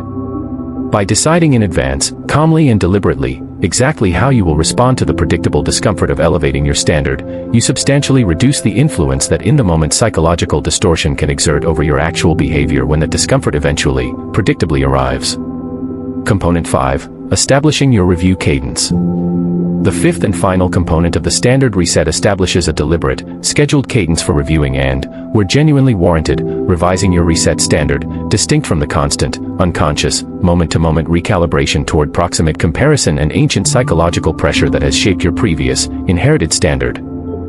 This component matters because a standard, once consciously reset, remains vulnerable to gradual, unconscious erosion back toward average calibration through exactly the same mechanisms examined throughout this audiobook, unless a deliberate counterforce is built into the system. A scheduled review cadence, perhaps quarterly, provides a structured opportunity to honestly assess whether your actual behavior has remained aligned with your consciously chosen standard, or whether the gradual, almost imperceptible pull toward comfort, proximate comparison, and inherited expectation has begun reasserting itself, exactly as the historical and psychological mechanisms examined in this audiobook would predict it eventually will, absent deliberate, ongoing counterforce. This review should be approached with the same honest, non-judgmental clarity recommended throughout the practical exercises of this audiobook. The purpose is not self-criticism for any drift that has occurred, drift being an entirely expected and predictable feature of the powerful psychological and social architecture examined throughout this material, but rather honest recalibration, identifying specifically where drift has occurred and consciously, deliberately choosing to recommit to the elevated standard or to revise it based on genuine new information rather than unconscious erosion. The standard as a living document. The cumulative product of these 5 components, the separation of inherited from chosen standard, the evidence-based ceiling estimate, the process-based metrics, the pre-committed responses to anticipated discomfort, and the scheduled review cadence, should be captured explicitly, in writing, as a specific, personal document, distinct from the vague, internally felt sense of standard that most people, prior to this work, have never directly articulated. This written standard functions as a genuine reference point, a document you can return to specifically in the moments when the pull toward average calibration, examined throughout this audiobook, begins to reassert itself. It transforms an abstract, easily eroded intention into a concrete, specific, previously articulated commitment, one that carries considerably more psychological weight, in the actual moment of decision, than a vague, unwritten aspiration would carry. This document is not meant to be static. As established in Component 5, it should be reviewed and, where genuinely warranted by new information and experience, revised on a deliberate, scheduled cadence. But between those scheduled review points, the document should function as a stable, non-negotiable reference, precisely calibrated to resist the kind of moment-to-moment, comfort-seeking renegotiation that the psychological mechanisms examined throughout this audiobook would otherwise predict. Chapter Summary. A durable escape from average calibration requires a complete, deliberate reset of your internal standard rather than a series of small, piecemeal edits, because the mechanisms producing average calibration are deeply interconnected and will erode isolated changes back toward their original position over time. The standard reset proceeds through 5 specific components. First, separating the standard you inherited from family, school, and social conditioning from the standard you would consciously choose with full awareness. Second, replacing comfortable, comparison-anchored estimates of your potential with an evidence-based ceiling estimate drawn from genuine outliers who started from comparable circumstances. Third, constructing process-based rather than outcome-based metrics, focused on controllable daily and weekly actions rather than ambiguous long-horizon outcomes. Fourth, pre-committing, in advance and in writing, to specific responses to the predictable moments of discomfort that elevating your standard will produce, reducing the influence of in-the-moment psychological distortion. Fifth, establishing a deliberate, scheduled review cadence to honestly assess and, where warranted, correct for the gradual drift back toward average calibration that the mechanisms examined throughout this audiobook predict will otherwise occur. The cumulative product of this process should be captured as a specific written document, functioning as a stable reference point that resists moment-to-moment renegotiation. Practical lessons and exercises. 1. Complete the separation exercise described in this chapter for at least 3 major elements of your current standard: career, financial, relational, or health-related. For each one, write explicitly whether it is inherited and unexamined, or consciously chosen, and revise accordingly. 2. Research and document the specific path of at least one genuine outlier who started from circumstances comparable to your own. Use their documented outcome to construct an evidence-based estimate of your own actual ceiling, distinct from your previous, comfortable, comparison-anchored estimate. 3. Translate one outcome-based goal you currently hold into a specific, controllable, process-based metric, defined at a daily or weekly cadence, that you can measure and sustain regardless of how visible the longer-term outcome currently is. 4. Write down, specifically and in advance, your pre-committed response to one predictable moment of discomfort you expect to encounter as you elevate your standard, whether that is a specific risk decision, a specific social reaction, or a specific moment of dopamine-driven temptation toward an easier alternative. In Chapter 10, we move from the conscious, deliberate construction of your standard toward the sustained, daily discipline required to maintain it, where we will explore the discomfort discipline, and build a specific, practical system for training yourself to choose difficulty on purpose.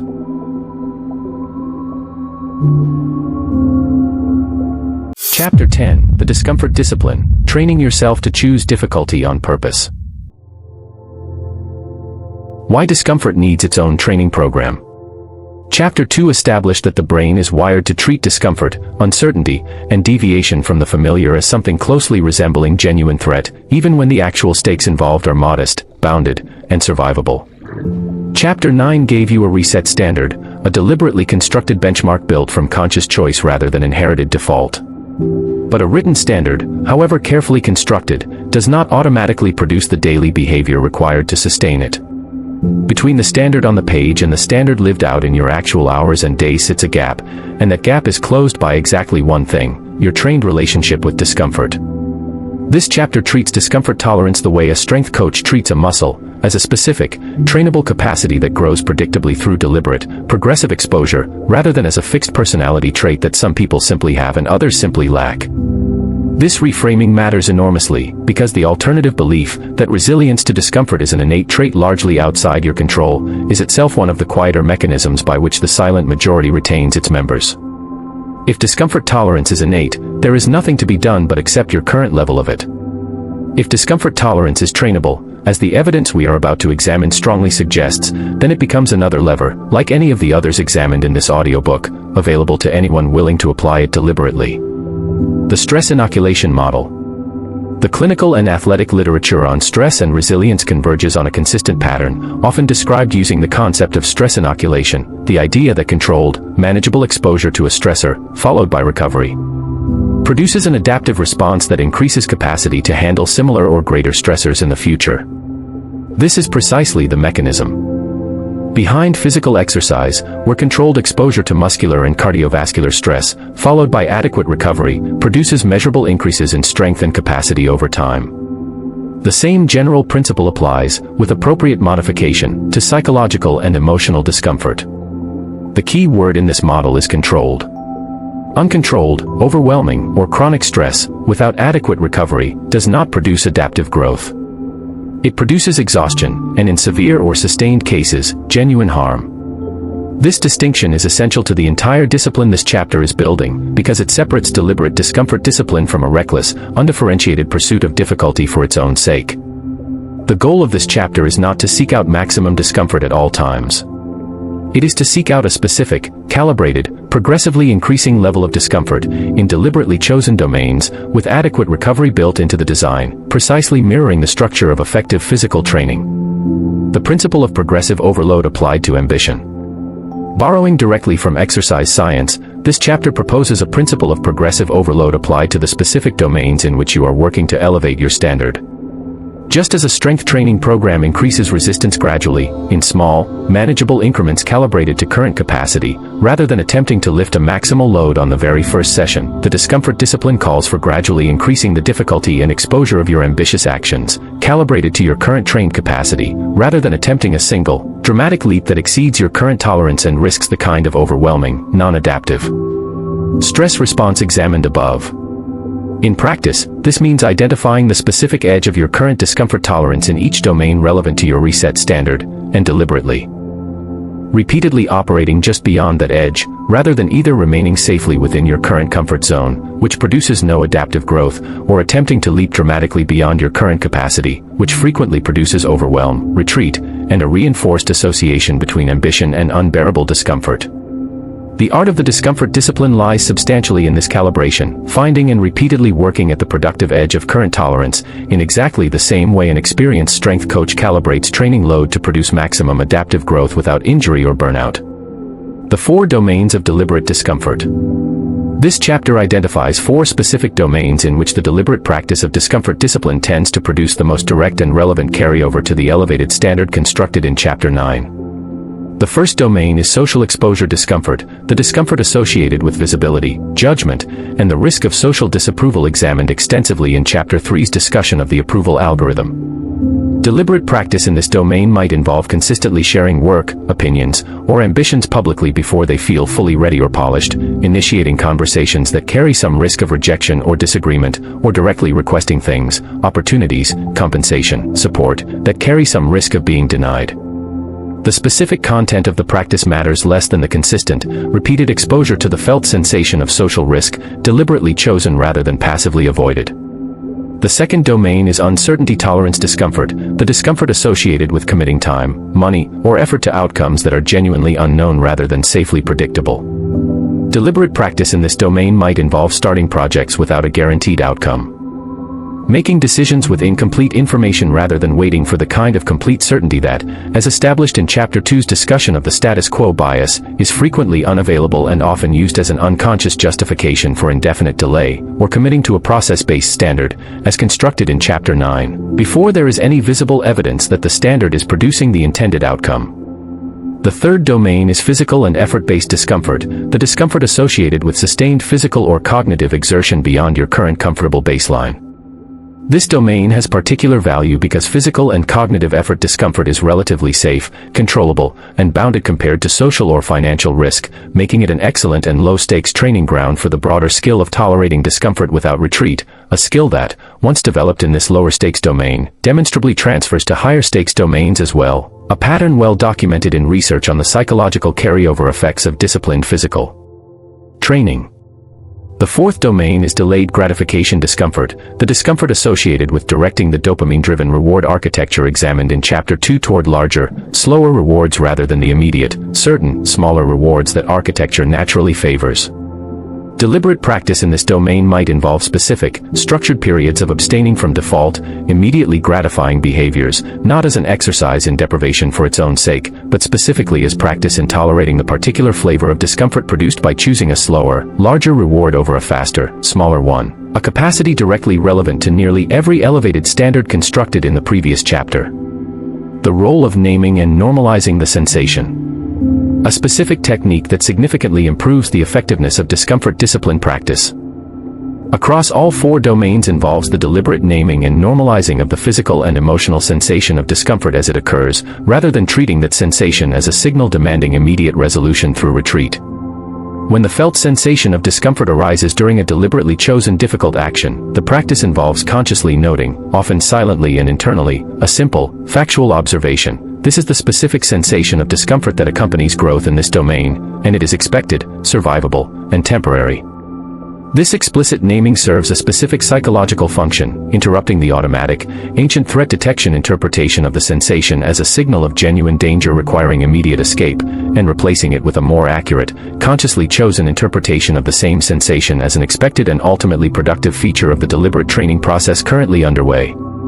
This technique draws on a substantial body of research in cognitive behavioral approaches to anxiety and stress, which consistently demonstrates that the explicit, conscious reappraisal of a physiological sensation significantly changes its subjective experience and its influence over subsequent behavior, even though the underlying physiological sensation itself remains largely unchanged.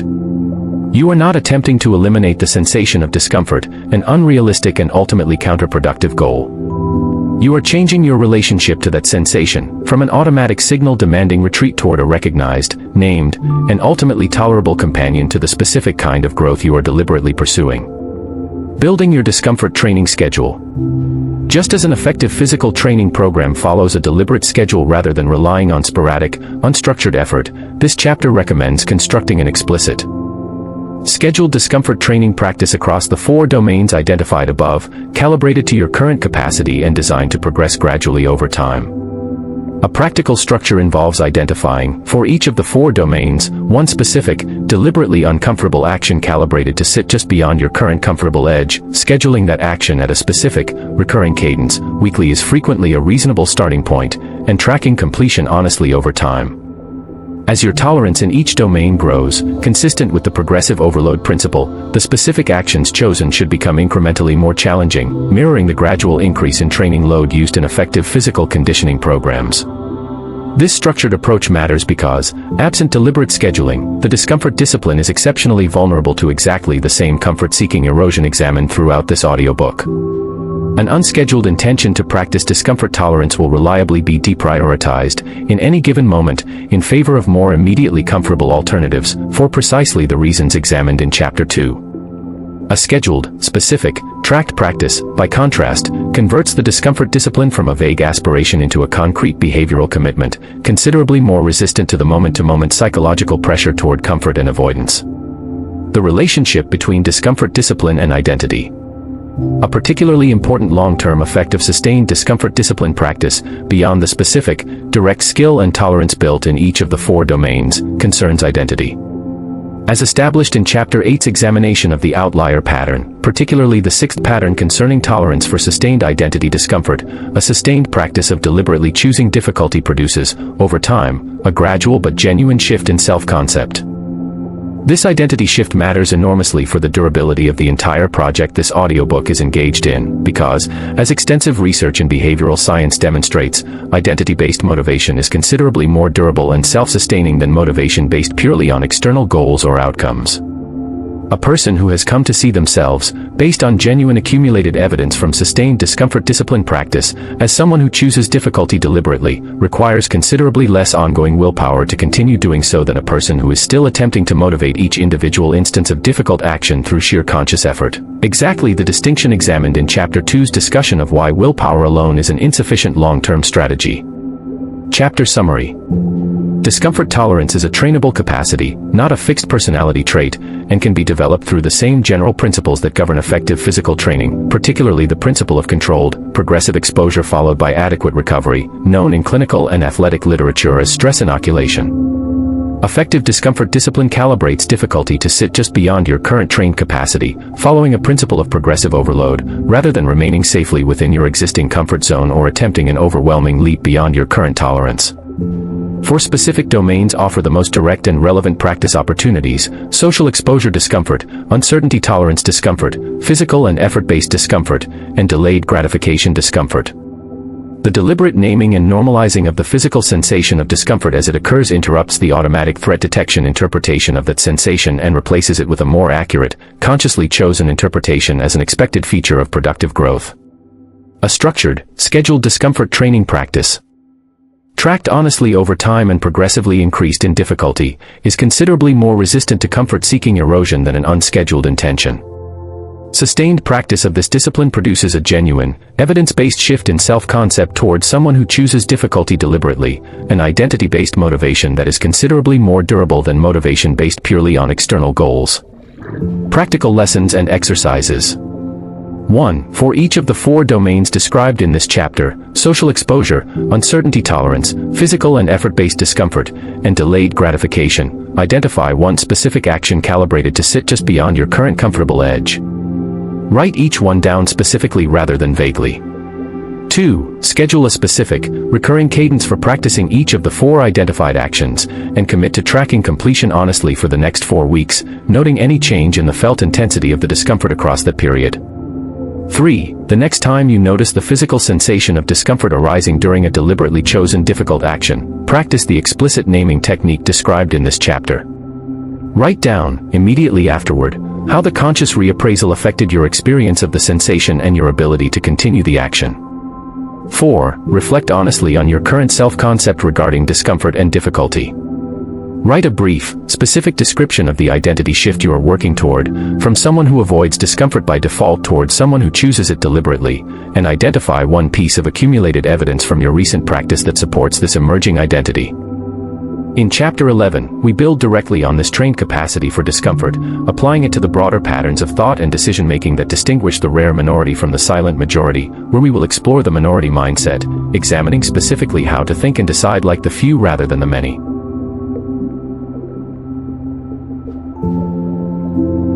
Chapter 11, The Minority Mindset, Thinking and Deciding Like the Few Instead of the Many.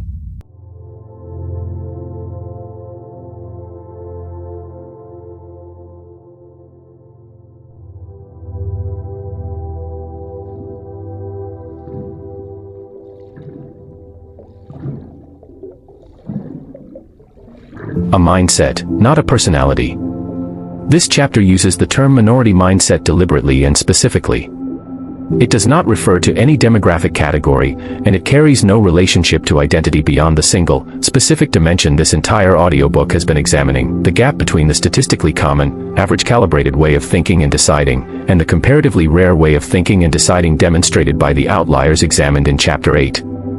Just as Chapter 10 established that discomfort tolerance is a trainable capacity rather than a fixed trait, this chapter establishes that the specific decision-making patterns distinguishing the rare minority from the silent majority are learnable cognitive habits, applicable to anyone willing to practice them deliberately, rather than evidence of some innate, unavailable type of person. Having built, across Chapters 9 and 10, a reset standard and a trained tolerance for discomfort, this chapter turns to the actual moment-to-moment cognitive work of decision-making itself, examining specifically how the rare minority approaches decisions differently than the statistically common majority, across several distinct and learnable dimensions. Dimension 1, deciding from the future rather than the present. The first and perhaps most foundational dimension of the minority mindset concerns the temporal vantage point from which decisions are actually made. The statistically common approach to decision-making is overwhelmingly anchored in the present moment, weighing the immediate, currently felt costs and benefits of a given choice, exactly the kind of evaluation that, as established in Chapter 2, is systematically biased by loss aversion and the felt intensity of ancient threat detection machinery, both of which are calibrated almost entirely to present-moment sensation rather than to the actual long-term consequence of the decision. The minority mindset, by contrast, involves a deliberate, practiced habit of evaluating decisions from an imagined future vantage point, frequently framed using a specific and useful technique sometimes called the regret minimization framework, made famous in business contexts by entrepreneur Jeff Bezos but applicable far beyond entrepreneurship. This technique involves explicitly imagining yourself at a significantly later point in your life, frequently framed as your 80-year-old self looking back, and asking which choice, made today, that future version of yourself would regret more, having taken the ambitious, uncertain action and having it not work out, or having never attempted it at all. This technique works because it deliberately shifts the evaluative vantage point away from the present moment, loss-averse calculation examined in Chapter 2, toward a longer horizon perspective from which the actual asymmetry of regret becomes considerably clearer. Extensive research on end-of-life regret, including substantial qualitative research conducted with hospice patients and elderly populations reflecting on their lives, consistently identifies a specific and remarkably common pattern: regret over actions not taken, risks not attempted, and ambitions not pursued, vastly outweighs regret over actions that were taken but did not produce the desired outcome.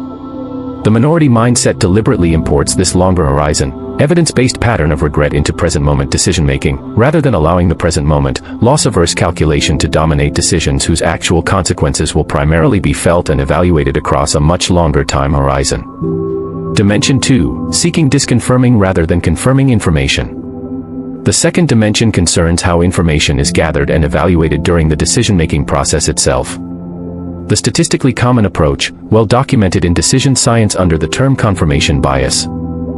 involves a largely unconscious tendency to seek out, notice, and weigh information that confirms an already favored conclusion, while overlooking or discounting information that would challenge the conclusion. The minority mindset involves a deliberately practiced, opposite habit, actively seeking out the strongest available disconfirming evidence and the most credible available critics of a favored decision before committing to that decision, rather than after. This practice, sometimes formalized in business and investment contexts as the technique of constructing the strongest possible counterargument to your own position, or steel-manning the opposing case rather than merely acknowledging a weaker version of it, serves a specific and important function. It surfaces genuine, substantive risks and weaknesses in a proposed decision while there is still time to address them, rather than allowing those risks to remain hidden behind the comfortable confirmation bias that the statistically common decision-making approach tends to produce. This dimension connects directly to the asymmetric risk calibration pattern examined in Chapter 8. The minority mindset is not reckless or indifferent to genuine risk. It is, in an important sense, considerably more rigorous about risk than the statistically common approach, precisely because it deliberately surfaces and confronts the strongest available version of the case against a given decision, rather than the comfortable, confirmation-biased version of that case that the common approach tends to produce.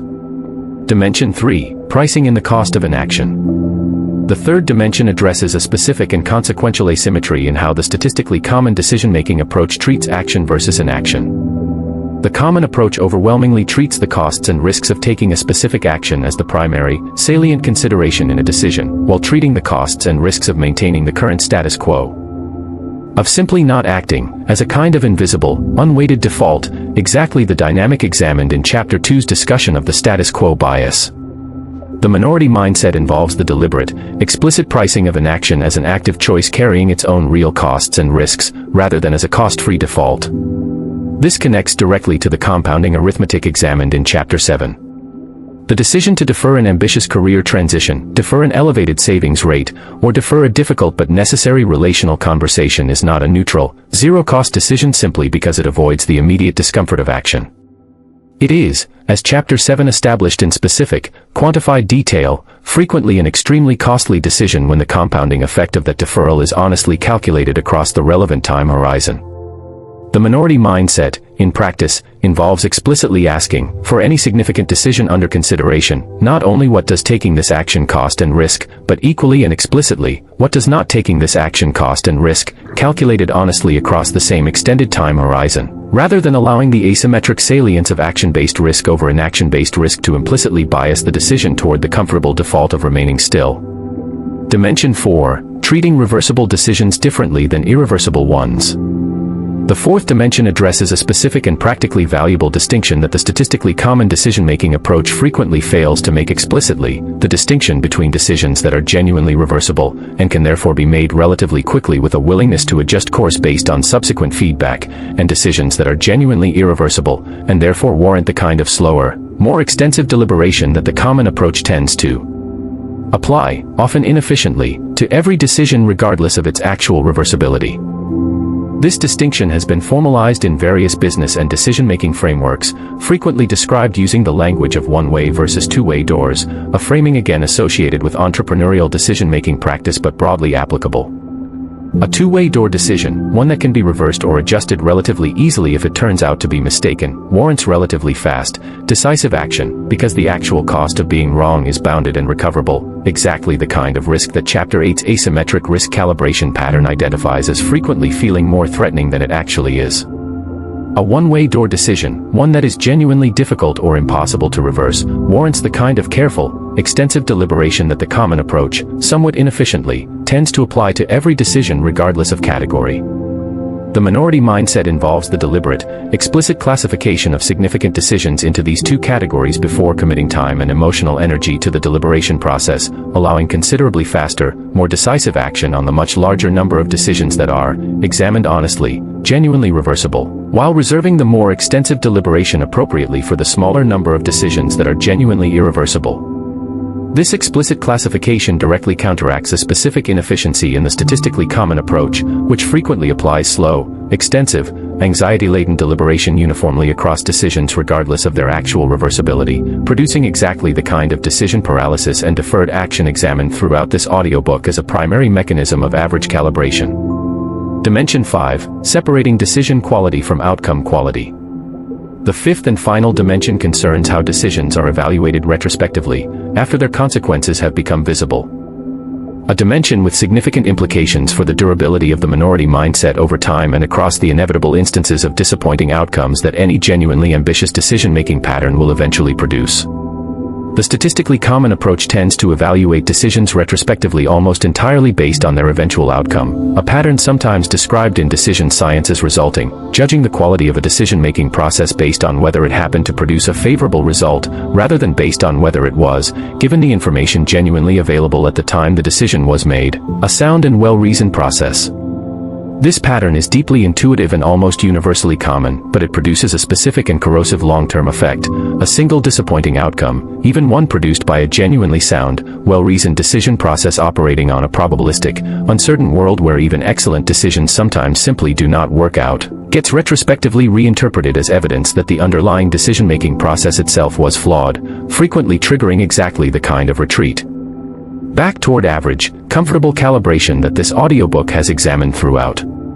The minority mindset involves a deliberately practiced separation between decision quality and outcome quality, explicitly evaluating, after the fact, whether a decision was well-reasoned given the actual information available at the time it was made, independent of whether the eventual, partially probabilistic outcome happened to be favorable or unfavorable. This separation allows continued commitment to a sound, well-reasoned decision-making process even through the genuinely inevitable instances of disappointing outcomes that any sufficiently ambitious pattern of decisions, operating across a sufficiently large number of genuinely uncertain situations, will eventually produce. Rather than allowing each disappointing outcome to be misread as definitive evidence against the entire elevated standard and decision-making approach this audiobook has been constructing. Integrating the 5 dimensions. These 5 dimensions, deciding from an imagined future vantage point rather than present moment loss aversion, actively seeking disconfirming rather than confirming information, explicitly pricing the cost of inaction alongside the cost of action, distinguishing reversible from irreversible decisions to calibrate deliberation appropriately, and separating decision quality from outcome quality in retrospective evaluation, together constitute a learnable, practicable cognitive framework. Directly applicable to the actual, specific decisions that will arise as you work to maintain the reset standard constructed in Chapter 9 and the trained discomfort tolerance built in Chapter 10. None of these dimensions require any innate trait or unavailable advantage.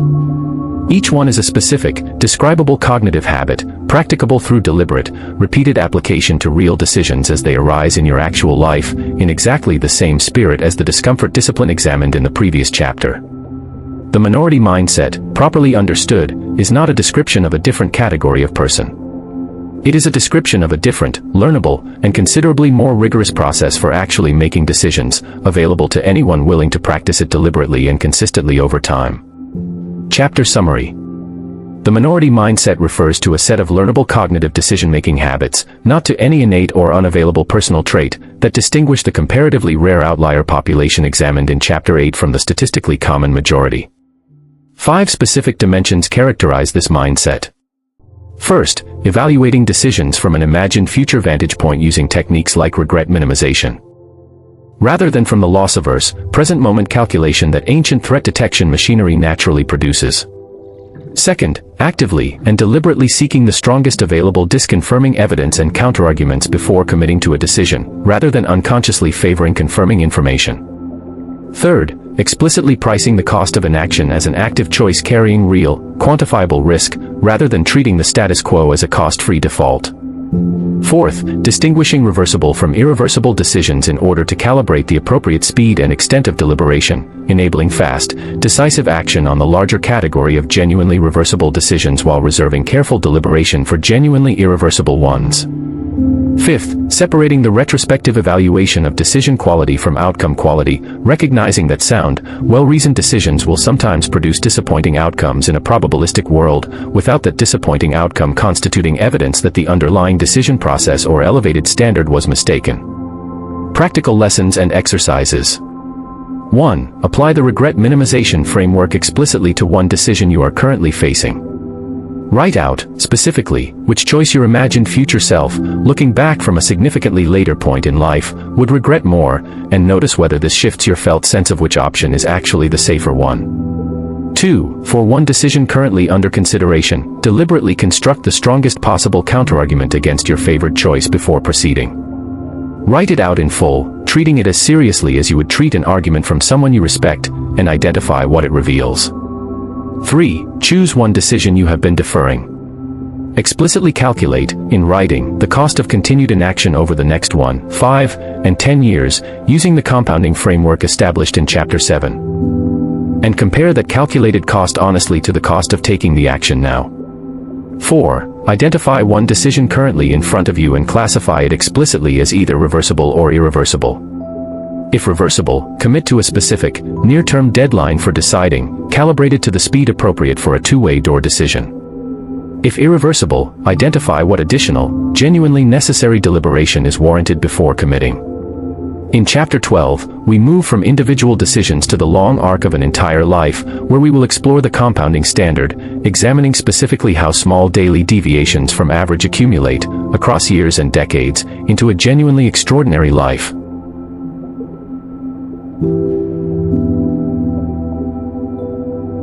Chapter 12, The Compounding Standard, How Small Daily Deviations from Average Become an Extraordinary Life. Returning to the arithmetic, now from the other side. Chapter 7 calculated, in specific and uncomfortable detail, the compounding cost of the good enough standard, examining how small, persistent deficits in performance, savings rate, relational investment, and health behavior accumulate into dramatically larger eventual gaps than their modest starting size would suggest.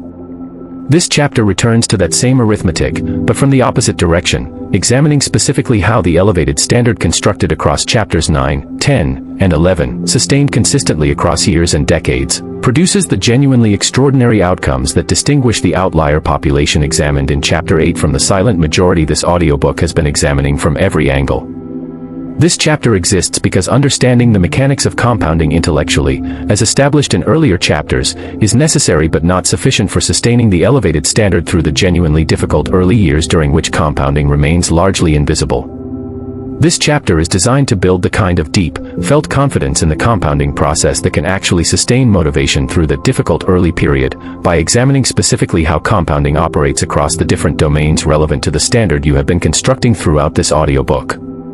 The 3 phases of visible compounding. Across nearly every domain in which compounding operates, whether financial, skill-based, relational, or reputational, a consistent 3-phase pattern emerges, and understanding this pattern in advance is one of the most practically valuable tools available for sustaining an elevated standard through its most psychologically difficult period.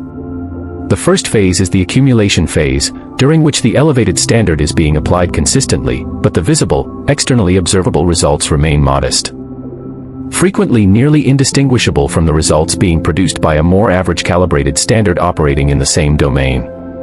This phase is, by a significant margin, the longest of the 3 phases in most domains, frequently extending across several years, and it is, simultaneously, the phase during which the psychological mechanisms examined throughout this audiobook, the comfort trap, the approval algorithm, the comparison trap, exert their strongest pull toward abandoning the elevated standard and returning to the more comfortable, average calibrated default. The second phase is the divergence phase, during which the accumulated effects of the elevated standard begin producing visibly, measurably different results compared to the average calibrated baseline. This phase frequently arrives with surprising speed once it begins, precisely because of the exponential, rather than linear, nature of genuine compounding examined throughout this audiobook. The transition from the accumulation phase to the divergence phase is frequently experienced by people who have sustained an elevated standard through the difficult first phase, as a moment of genuine surprise, the felt sense that progress which had seemed agonizingly slow for years suddenly begins accelerating in a way that feels almost disproportionate to the consistent, unchanged daily effort that has actually been driving it the entire time. The third phase is the acceleration phase, during which the compounding effects established during the divergence phase begin actively reinforcing and accelerating each other, frequently through exactly the kind of cross-leverage dynamics examined in detail in the companion audiobook on leverage and wealth building. Skill compounds into reputation, reputation compounds into opportunity, opportunity compounds into resources, and resources compound into the capacity to pursue even larger, more ambitious applications of the elevated standard, producing a self-reinforcing acceleration that frequently astonishes even the person experiencing it, precisely because human intuition, calibrated as established in Chapter 1 to linear rather than exponential patterns, systematically underestimates how dramatically this acceleration phase can diverge from the accumulation phase that preceded it. Why the accumulation phase feels like evidence of failure. The accumulation phase deserves particular and direct attention because it is, for the overwhelming majority of people who attempt to sustain an elevated standard, the phase during which abandonment occurs, frequently with the felt conviction that the elevated standard is simply not working, a conviction that, examined honestly against the actual mathematics of compounding, is almost always premature and almost always mistaken. This felt conviction arises directly from the psychological mechanisms examined throughout this audiobook. The comparison trap, examined in Chapter 6, ensures that, during the accumulation phase, your results remain genuinely comparable to those of a proximate peer group operating at an average calibrated standard, producing no obvious, externally visible evidence that the elevated standard is producing a meaningfully different trajectory. The dopamine architecture examined in Chapter 2 ensures that the absence of fast, visible reward during this extended phase feels genuinely unsatisfying at a neurochemical level, independent of any conscious, intellectual understanding that the eventual payoff justifies the current absence of visible feedback. And the approval algorithm examined in Chapter 3 frequently produces exactly the kind of social friction and subtle discouragement that becomes most psychologically difficult to tolerate precisely when there is, as yet, no visible external result to point to as evidence that the elevated effort is justified. The practical, essential lesson of this section is direct and important. The accumulation phase feeling like failure is not evidence that it is failure. It is, instead, an entirely predictable, well-documented feature of how genuine compounding operates across nearly every domain in which it has been carefully studied, from financial markets to skill acquisition to relationship building to professional reputation. Recognizing this pattern in advance, as this chapter is providing you the opportunity to do, allows you to correctly interpret the difficult feeling of the accumulation phase as an expected, temporary, and ultimately misleading signal, rather than as accurate, reliable evidence that your elevated standard should be abandoned. The specific mechanics of skill compounding. Skill development offers one of the clearest and most thoroughly researched examples of the three-phase compounding pattern, and examining its specific mechanics provides a useful, concrete illustration of the broader principle this chapter is establishing. Research on skill acquisition, including extensively cited work on the specific patterns of deliberate practice required to develop genuine expertise, consistently demonstrates that meaningful, externally visible skill differentiation between a person operating at an elevated standard of deliberate, focused practice and a person operating at an average standard of casual, unfocused repetition frequently does not become clearly visible for a period extending well beyond a single year, even though the underlying neurological and capability differences between the two practice approaches are, in fact, accumulating consistently and measurably from the very first session. This research documented delay between underlying capability accumulation and externally visible differentiation directly explains why the accumulation phase, examined above, feels so genuinely unconvincing for an extended period, even when the elevated standard is, in fact, producing genuine, measurable underlying development the entire time. The felt absence of visible differentiation during this period is not evidence of an absent underlying difference. It is evidence of a normal, well-documented lag between underlying accumulation and externally visible divergence, exactly the lag this chapter's three-phase model is designed to help you anticipate and correctly interpret. The specific mechanics of reputational compounding. A second illustrative example, building directly on the network effect and authority dynamics examined in the companion audiobook's discussion of knowledge and media leverage, concerns the compounding of professional reputation and authority over time. Reputation compounding operates through a specific and well-documented mechanism. Each instance of demonstrated competence, reliability, and value creation increases not merely the immediate, direct outcome of that specific instance, but also the probability and scale of future opportunities, because reputation functions as a kind of accumulated, transferable trust that reduces the perceived risk, to other people and institutions, of extending you opportunity, responsibility, and resources.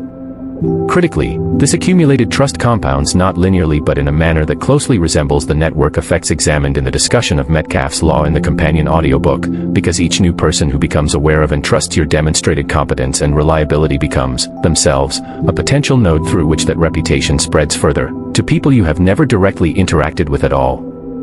This mechanism explains why reputational compounding frequently exhibits an especially pronounced version of the three-phase pattern examined throughout this chapter, an extended accumulation phase during which reputation remains largely confined to a relatively small, direct circle of people with first-hand experience of your demonstrated competence, followed by a divergence phase during which that reputation begins spreading through the network effects of word of mouth, referral, and indirect reputation transfer beyond your direct, first-hand circle, followed by an acceleration phase during which your accumulated reputation itself becomes a primary driver of new opportunity, frequently arriving from sources you never directly cultivated at all, but who encountered your reputation through the compounding network effects this section has described. The emotional architecture of sustaining through accumulation.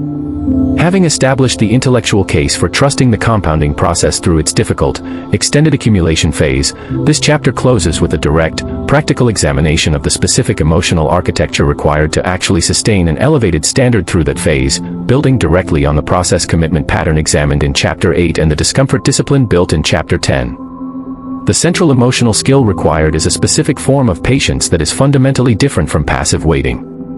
This chapter calls this skill active patience, a state characterized by continued, consistent, full-effort application of the elevated standards process metrics, established in Chapter 9, combined with a genuine, internalized confidence, built from the kind of research documented evidence examined throughout this chapter, that the underlying compounding process is operating correctly even in the absence of visible external confirmation. Active patience is not the absence of difficulty or doubt. It is the trained capacity, built through exactly the kind of progressive practice examined in Chapter 10's discomfort discipline, to continue full-effort execution despite that difficulty and doubt, precisely because you have come to trust the well-documented mechanics of compounding. Examine throughout this chapter more than you trust the misleading, accumulation phase feeling that the elevated standard is not working.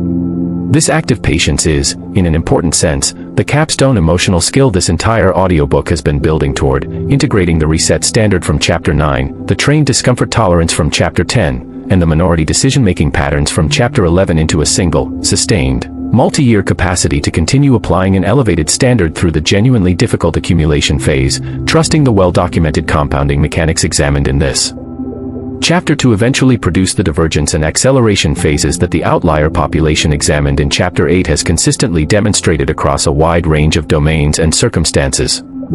Chapter Summary. Compounding, across nearly every domain relevant to the elevated standard this audiobook has been constructing, financial, skill-based, relational, and reputational, operates through a consistent three-phase pattern. The accumulation phase, during which consistent elevated effort produces results that remain largely indistinguishable from average calibrated outcomes, is the longest phase and the phase during which abandonment most frequently occurs, precisely because it produces a strong, misleading felt conviction of failure that is not actually supported by the underlying mechanics of compounding. The divergence phase, during which accumulated effects begin producing visibly different results, frequently arrives with surprising speed once it begins, due to the exponential rather than linear nature of genuine compounding. The acceleration phase, during which compounding effects actively reinforce and accelerate each other through cross-leverage dynamics, produces results that frequently exceed even the expectations of the person experiencing them. Due to the systematic human tendency to underestimate exponential patterns. Research on both skill acquisition and reputational network effects documents a well-established lag between underlying capability or trust accumulation and externally visible differentiation, explaining why the accumulation phase feels so genuinely unconvincing despite real underlying progress. Sustaining an elevated standard through the accumulation phase requires a specific emotional skill this chapter calls active patience, the trained capacity to continue full-effort execution despite the absence of visible confirmation, built by trusting well-documented compounding mechanics over the misleading, accumulation phase feeling of failure. Practical lessons and exercises. 1. Identify one domain in your life where you have been applying an elevated standard for some time without yet seeing clearly visible, differentiated results. Write down, honestly, whether you believe you are still in the accumulation phase, and what specific evidence, beyond the absence of visible results, would help you assess this accurately. 2. Research one specific, documented account of a person's compounding trajectory in a domain relevant to your own goals, paying close attention to the actual time elapsed during their accumulation phase before visible divergence began. Compare that documented timeline honestly to your own expectations and adjust accordingly. 3. Write a brief, specific description of what active patience looks like in practice for you, in one specific domain. Identify the exact process metrics you will continue executing regardless of visible feedback, and the exact reasoning you will use to remind yourself that the absence of visible results is not evidence of failure. 4. Identify one moment in the past when you abandoned an elevated standard during what this chapter would describe as the accumulation phase. Reconstruct, as honestly as you can, what the divergence and acceleration phases might have looked like had you continued, and use that reconstruction to inform your commitment to a current effort. In Chapter 13, our final chapter before the conclusion, we bring every element of this audiobook together into a complete and practical document, where we will explore your declaration of independence from the crowd, building a personal standard that cannot be negotiated down.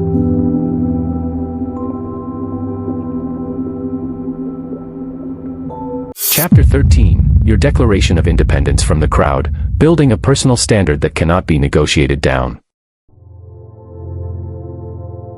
Why a declaration, and why now? Throughout this audiobook, we have traced the architecture of average from its statistical origins through its psychological wiring, its social transmission, its economic incentives, its inherited family and educational sources, its mathematical trap of comparison, and its compounding cost. We have then turned toward the alternative, examining the learnable patterns of genuine outliers, constructing a reset standard, building a trained tolerance for discomfort, developing a minority approach to decision-making, and understanding the compounding mechanics that reward sustained elevated effort.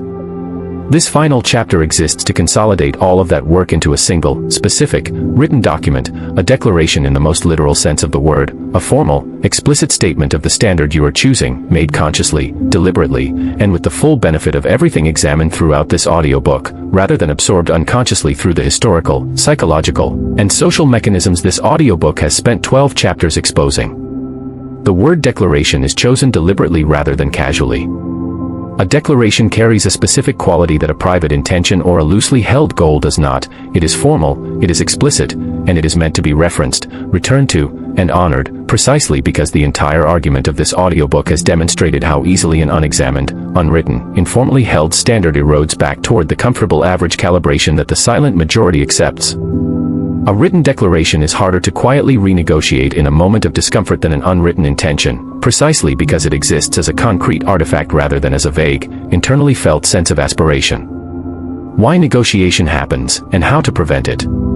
Before constructing the declaration itself, it is worth directly examining the specific mechanism by which standards get quietly renegotiated. Downward over time, because understanding this mechanism in detail is essential to building a declaration genuinely resistant to it. Standard renegotiation almost never happens through a single, dramatic decision to abandon an elevated standard. It happens through the same pattern of small, individually reasonable accommodations examined throughout this audiobook, beginning with the opening scene's account of the room full of people whose original ambition of 10 quietly became an accepted 6 through thousands of small negotiations rather than any single dramatic decision. A single difficult day becomes a reasonable justification for one exception to the process metrics established in Chapter 9. One exception becomes, over a period of weeks, a quietly revised and lowered version of the standard, justified in the moment by genuinely real and immediate circumstances, but cumulatively producing exactly the kind of erosion back toward average calibration that this entire audiobook has examined as the default, gravitational outcome absent deliberate counterforce. The specific defense against this pattern of gradual renegotiation is precisely what a formal declaration provides, a fixed, written, previously committed reference point that exists independently of your current, in-the-moment emotional state, exactly the function served by the pre-commitment technique examined in Chapter 9's fourth component and the implementation intentions discussed throughout this audiobook. The declaration you construct in this chapter is designed specifically to function as that fixed reference point, reviewed and revised only at the deliberate, scheduled cadence established in Chapter 9, rather than quietly renegotiated in the heat of an in-the-moment difficult circumstance. The 7 components of your declaration. This chapter proposes a specific, 7-component structure for your personal declaration, integrating the major frameworks constructed across the preceding 12 chapters into a single, coherent document. The first component is your origin statement, a brief, honest acknowledgement of the specific inherited standard you have identified throughout this audiobook, drawing directly on the work completed in Chapter 5's examination of family and school inheritance and Chapter 6's examination of comparison-based calibration. This component matters because it explicitly names the gravitational default your declaration is designed to counteract, ensuring that the declaration is built in full, conscious awareness of exactly what it is choosing to diverge from, rather than constructed in a vacuum disconnected from the specific forces this audiobook has examined. The second component is your evidence-based ceiling, drawing directly on the work completed in Chapter 9's second component, the specific, researched outlier benchmark that provides a concrete, evidence-based estimate of what your actual potential, examined honestly and without the comfortable distortion of proximate comparison, genuinely appears to be. The third component is your process-based standard, drawing directly on Chapter 9's third component, the specific, controllable, daily and weekly actions you are committing to, defined independently of whether the longer-term outcome those actions are designed to produce has yet become visible, exactly the kind of metric structure that allows sustained motivation through the accumulation phase examined in Chapter 12. The fourth component is your pre-committed responses to anticipated discomfort, drawing directly on Chapter 9's fourth component and the discomfort discipline training schedule constructed in Chapter 10, specifying in advance exactly how you intend to respond to the predictable moments of social friction, uncertainty, effort-based difficulty, and delayed gratification that elevating your standard will reliably produce. The fifth component is your decision-making commitments, drawing directly on the 5 dimensions of the minority mindset examined in Chapter 11, a brief, specific statement of how you intend to approach significant decisions going forward, evaluating from an imagined future vantage point, actively seeking disconfirming evidence, explicitly pricing the cost of an action, distinguishing reversible from irreversible decisions, and separating decision quality from outcome quality in retrospective evaluation. The sixth component is your environmental design commitments, drawing directly on the fifth pattern examined in Chapter 8, a specific, honest accounting of the social, informational, and physical environmental changes you are committing to, in order to reduce the ongoing willpower burden required to sustain your elevated standard, rather than relying exclusively on willpower operating against an unsupportive environment. The seventh and final component is your review commitment, drawing directly on Chapter 9's fifth component, a specific, scheduled cadence at which you commit to honestly reviewing your declaration, assessing genuine drift, and consciously choosing to recommit or deliberately revise, based on genuine new information rather than unconscious erosion. Writing in your own voice, with your own specificity. It is essential to emphasize that the 7-component structure provided in this chapter is a framework, not a template to be filled in with generic, borrowed language. The actual power of a declaration of this kind depends substantially on the specificity and personal authenticity of its content, drawing on the actual, honest material generated through the practical exercises completed across the previous 12 chapters of this audiobook. A declaration that simply restates, in generic terms, the broad themes of this audiobook will carry considerably less psychological weight in the actual moment when your commitment is tested than a declaration built from your own specific, honestly examined history, your own researched evidence-based ceiling, your own carefully designed process metrics, and your own pre-committed responses to the specific forms of discomfort you have personally identified as most challenging. The exercises at the end of this chapter are designed specifically to guide the construction of this genuinely personal document, rather than to produce a generic restatement of the audiobook's content. The declaration as an act of separation from the silent majority. It is worth closing this chapter with direct acknowledgement of what completing this declaration actually represents, in the context of the entire argument this audiobook has constructed. The opening scene of this audiobook described a room full of people whose original ambition had quietly, silently become an accepted average through thousands of small, unconscious negotiations, a process this audiobook has named the silent majority precisely because that process operates below conscious awareness and without any single dramatic moment of decision. Completing the declaration constructed in this chapter is the precise, deliberate inverse of that silent process. It is a single, conscious, fully examined moment of decision, made with complete awareness of the historical, psychological, social, and economic mechanisms that would otherwise produce the silent drift toward average calibration this audiobook has examined from every angle.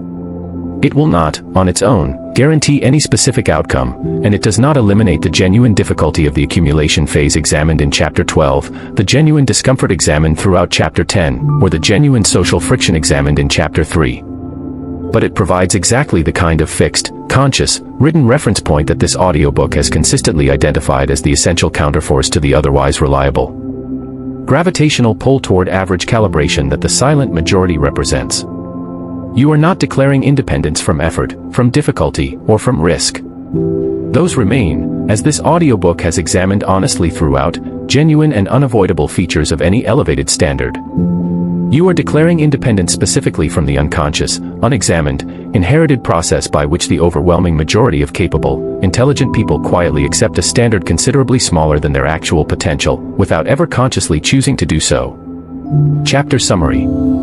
This chapter consolidates the work of the entire audiobook into a single, formal, written declaration, a concrete artifact specifically designed to resist the gradual, unconscious renegotiation that erodes unwritten standards back toward average calibration over time. The declaration consists of 7 components, an origin statement naming the specific inherited standard being consciously diverged from, an evidence-based ceiling drawn from genuine outlier research, a process-based standard defining controllable daily and weekly actions, pre-committed responses to anticipated discomfort across the domains examined in Chapter 10, decision-making commitments drawn from the 5 dimensions of the minority mindset examined in Chapter 11, environmental design.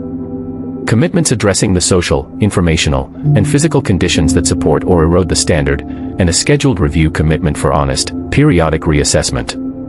The declaration's actual power depends substantially on personal specificity and authenticity rather than generic restatement of audiobook themes, requiring genuine engagement with the practical exercises completed throughout the preceding chapters. Completing this declaration represents the deliberate, conscious inverse of the silent, unconscious process examined in the opening scene. A single examined moment of decision specifically designed to counteract the otherwise reliable gravitational pull toward average calibration this audiobook has traced from its historical origins through its full psychological and social architecture. Practical lessons and exercises. 1. Using the material generated throughout the practical exercises in Chapters 5, 6, and 9, write your origin statement and your evidence-based ceiling as the first 2 components of your declaration, in your own specific language rather than generic terms. 2. Using the material generated in Chapter 9's exercises, write your process-based standard as the 3rd component, specifying exact, controllable, measurable actions at a defined daily or weekly cadence. 3. Using the material generated in Chapter 10's exercises, write your pre-committed responses to anticipated discomfort as the 4th component, addressing each of the 4 domains examined in that chapter specifically. 4. Complete the remaining 3 components, your decision-making commitments, your environmental design commitments, and your review commitment, drawing on the material generated in Chapters 8, 9, and 11, and assemble all 7 components into a single document. Schedule your first review date before finishing this exercise. We have reached the end of our 13 chapters together. Coming up is the conclusion, where we bring the entire argument of this audiobook to its final resolution in the choice the majority will never make. Conclusion: the choice the majority will never make. The room revisited. Return, for a moment, to the room described in the opening scene of this audiobook. 100 people, each privately rating their own ambition, effort, and satisfaction on a simple index card. Most of the numbers clustered quietly around 5, 6, and 7. Most of those same people asked privately what they once wanted for their lives, describing something considerably larger than the number they had just written down. You now understand, in a depth that few people ever take the time to acquire, exactly how that room came to be filled with quietly diminished numbers. You understand the statistical history of average, traced back to a Belgian astronomer's 19th century innovation and its transformation, through the demands of an industrial economy, into an implicit moral standard. You understand the ancient neurological machinery, threat detection, loss aversion, dopamine-driven reward seeking, and social calibration, that makes comfort feel like wisdom even when the modern economic landscape has shifted dramatically beneath those ancient instincts. You understand the approval algorithm, the specific, largely invisible mechanism by which the people who love you most frequently, unintentionally, edit your ambition downward through thousands of small social signals accumulated across a lifetime. You understand the mediocrity economy, the specific sectors of modern commercial and institutional life that benefit, structurally if not always intentionally, from large populations remaining comfortably calibrated to an average standard. You understand the standard you personally inherited, traced back to the specific language and structure of your family, your schooling, and your adolescent peer environment. You understand the mathematical trap embedded in comparison to a proximate peer group, and the specific reasons that trap reliably prevents an accurate assessment of your own actual ceiling. You have calculated, honestly and specifically, the true compounding cost of good enough, applied across career, financial, relational, and health domains. You have studied the 6 learnable patterns that distinguish genuine outliers from the silent majority. And across the final 4 chapters, you have built, deliberately and consciously, a reset standard, a trained tolerance for discomfort, a minority approach to decision-making, and a clear understanding of the compounding mechanics that reward sustained effort through its difficult, invisible early phase, culminating in a formal, written declaration designed specifically to resist the gradual erosion this entire audiobook has examined from every conceivable angle.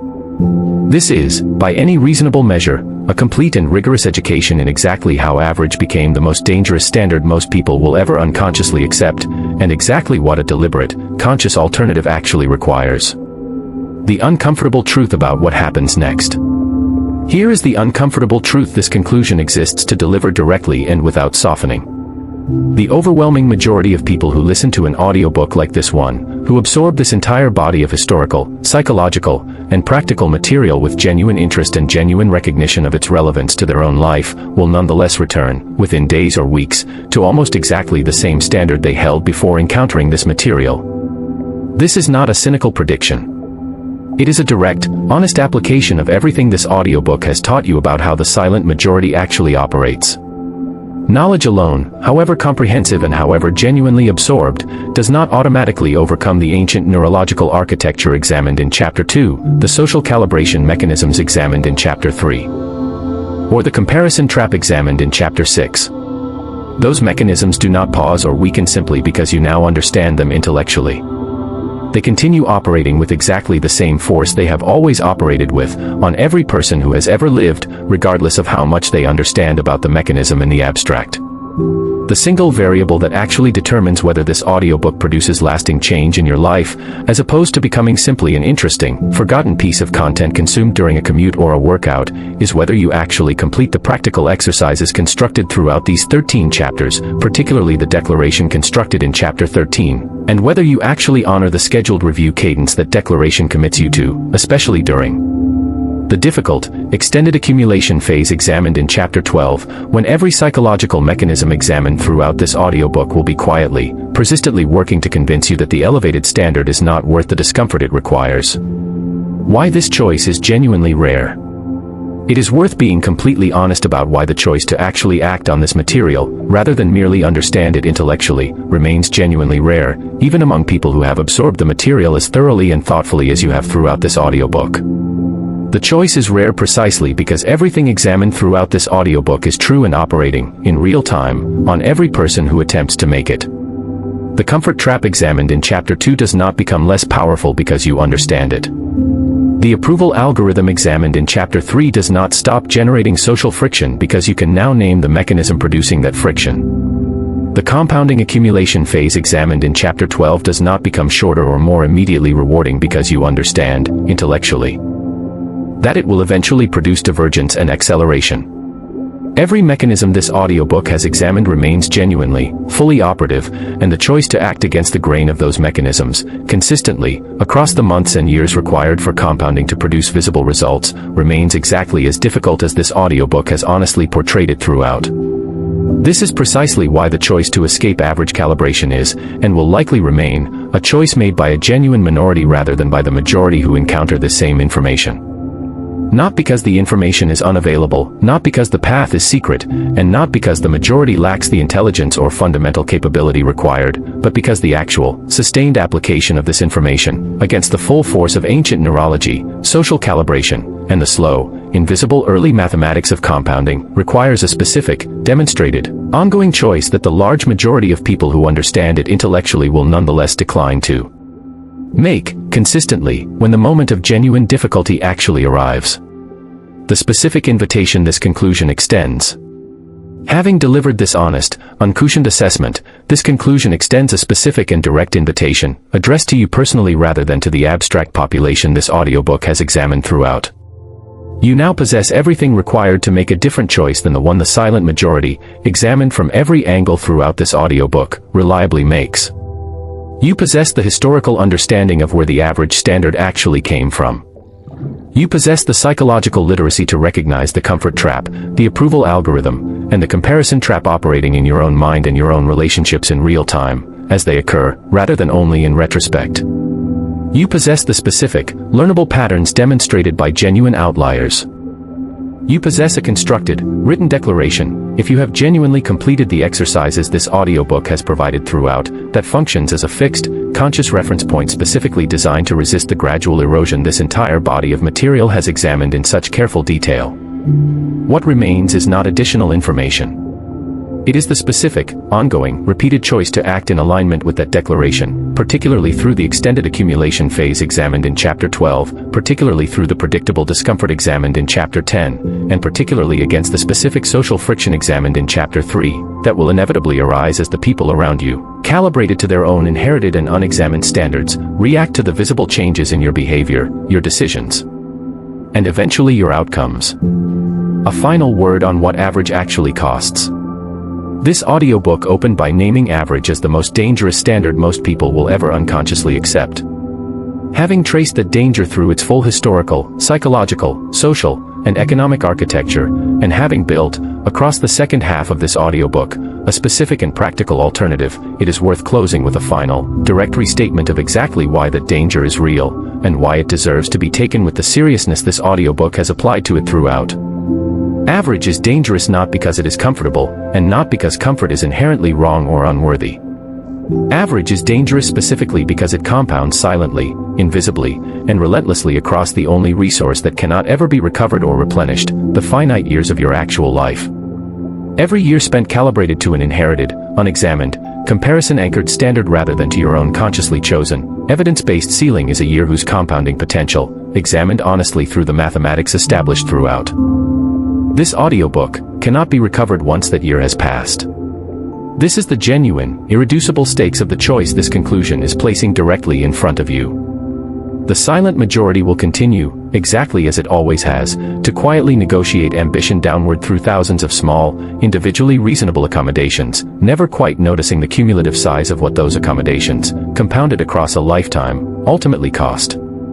You now understand exactly how that process operates, exactly why it operates so effectively on otherwise intelligent and capable people, and exactly what a conscious, deliberate, sustained alternative actually requires. The choice the majority will never make is not a complicated choice.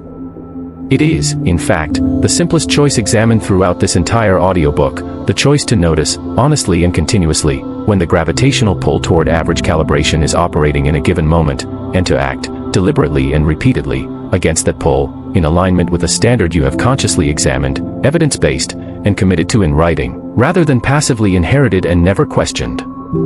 You have the map. You have the history.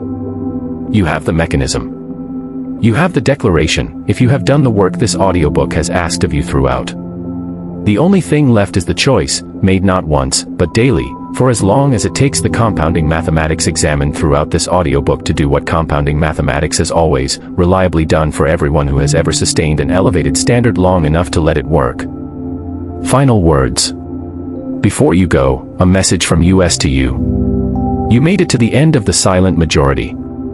That alone puts you in a rare category, because most people who start something like this never finish it. The fact that you stayed with this material all the way through tells us something important about you. You are serious about your growth, and you are willing to do the work that most people only talk about. That is exactly the kind of listener we create these audiobooks for.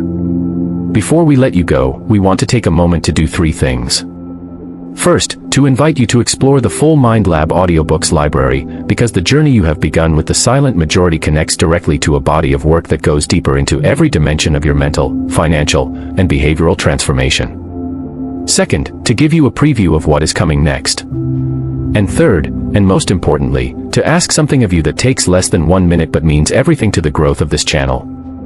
The MindLab Audiobooks Library, your complete reprogramming curriculum. The silent majority is one piece of a much larger puzzle. At MindLab Audiobooks, every title we produce is designed to address a specific layer of the mental and behavioral programming that determines your results in life. If you found genuine value in this audiobook, we want you to know that the library we have already built goes even deeper. If what resonated most deeply today was the idea that effort alone does not produce wealth, that the actual mechanism is multiplication rather than mere labor, we highly recommend you listen to the leverage code, How the Rich Multiply Effort While Others Trade Time for Money.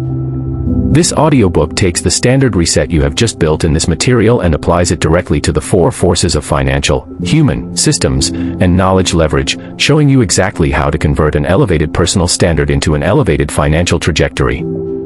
If the chapters on inherited standards and family conditioning resonated with you, the wealth script, how your money beliefs were programmed without you knowing, is essential listening. Every belief you hold about money, about who deserves wealth, about how hard life should be, and about what is financially possible for you, was installed without your consent, in exactly the manner examined in this audiobook's chapter on inherited standards, but applied specifically and exclusively to your financial programming. Connected to that is the scarcity loop, why thinking small keeps you poor even if you work hard. Scarcity thinking is not just about having little. It is a cognitive lens that filters out opportunity, contracts ambition, and guarantees that effort never converts into lasting wealth. If any part of you still secretly believes that wealth is for other people, this audiobook is your most important next listen. If the chapters on the comfort trap and the discomfort discipline hit close to home, then the habit code, how your daily actions are quietly controlling your entire life, was written specifically for you. Most people think their life is the result of big decisions. It is not. It is the result of the small, unconscious, repeated actions they perform every single day without ever consciously choosing them. The habit code breaks that cycle open and hands you the controls. For a stunning companion to that title, listen to The Identity Loop, Why You Cannot Change Your Habits Even When You Try. This audiobook answers the question that haunts every person who has ever set a goal and failed to keep it. The answer is not willpower. It is identity. And until your identity changes, your habits cannot change.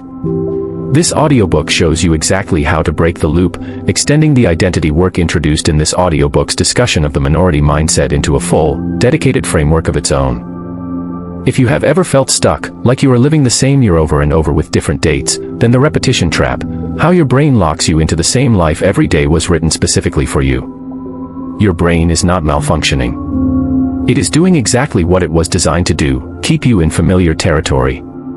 Understanding this mechanism is the first step to overriding it. The Decision Gap, How Rich Minds and Poor Minds Choose Completely Different Futures, is a masterclass in the cognitive and psychological mechanisms that separate those who build lasting wealth from those who do not.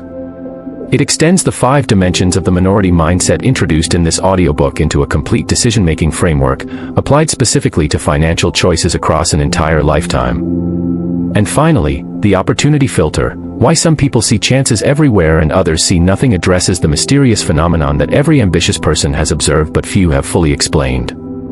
2 people walk into the same room, face the same market, and live in the same economy. One of them sees 5 opportunities before breakfast. The other sees none. This audiobook explains the neuroscience and psychology behind that difference, and more importantly, shows you how to recalibrate your own filter. Every single one of these titles is available right now on the MindLab Audiobooks channel. We recommend you do not wait. The compounding effect of this knowledge builds with every audiobook you consume. Each one reinforces, deepens, and expands what the others have planted. Your transformation is not a single audiobook. It is a curriculum. And you are already enrolled. Coming up next on MindLab Audiobooks. We are not done building this library, and we are certainly not done building with you. Our next audiobook release is coming very soon, and if what you heard today resonated with you, we can promise you that what comes next will go even further.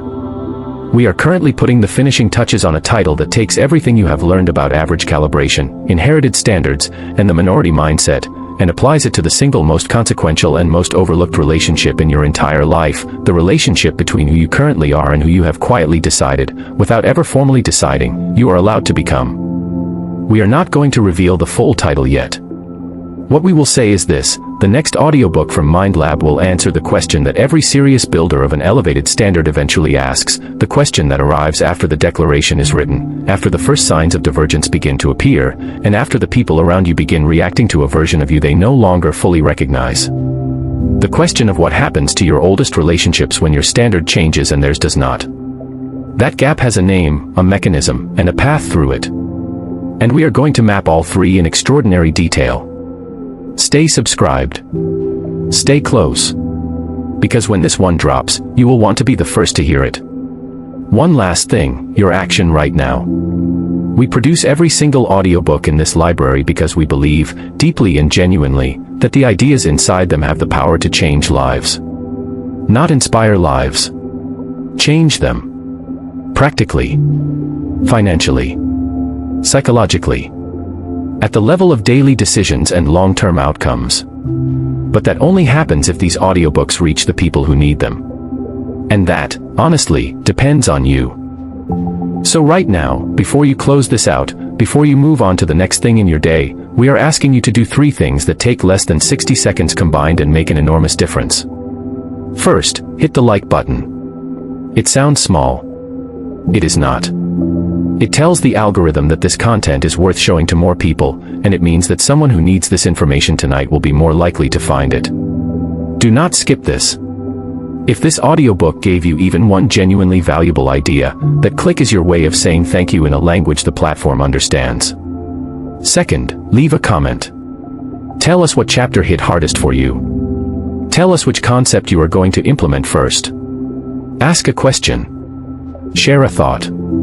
Your comments do not just help us understand what resonates, they create a community of listeners who are all working on the same transformation. Every comment you leave is a signal to someone else who is scrolling past that this audiobook is worth their time. Be that signal. Third, share this audiobook with at least 7 people. Not 1. Not 2. 7. Think about the people in your life who are working hard but quietly, comfortably calibrated to a standard considerably smaller than what they are actually capable of. Think about the friend who has talked for years about a bold plan they have never quite started. Think about the family member who is brilliant and capable but has never once questioned the inherited standard examined throughout this audiobook. Send them this audiobook today. Not tomorrow. Today. Because the right information at the right moment can change the direction of a life. You might be the reason someone you love finally sees the room full of quietly diminished numbers for exactly what it is. That is not a small thing. And if you have not already subscribed to MindLab audiobooks, do it right now. Hit subscribe and turn on notifications. We release new titles regularly, and every single one of them is designed to add another layer to the transformation you have already begun. You have invested the time to listen to this. Protect that investment by making sure the next release finds you. Like. Comment. Share with 7 people. Subscribe. These 4 actions are your first act of leaving the silent majority today. MindLab Audiobooks. Reprogramming minds. Rebuilding lives. One audiobook at a time.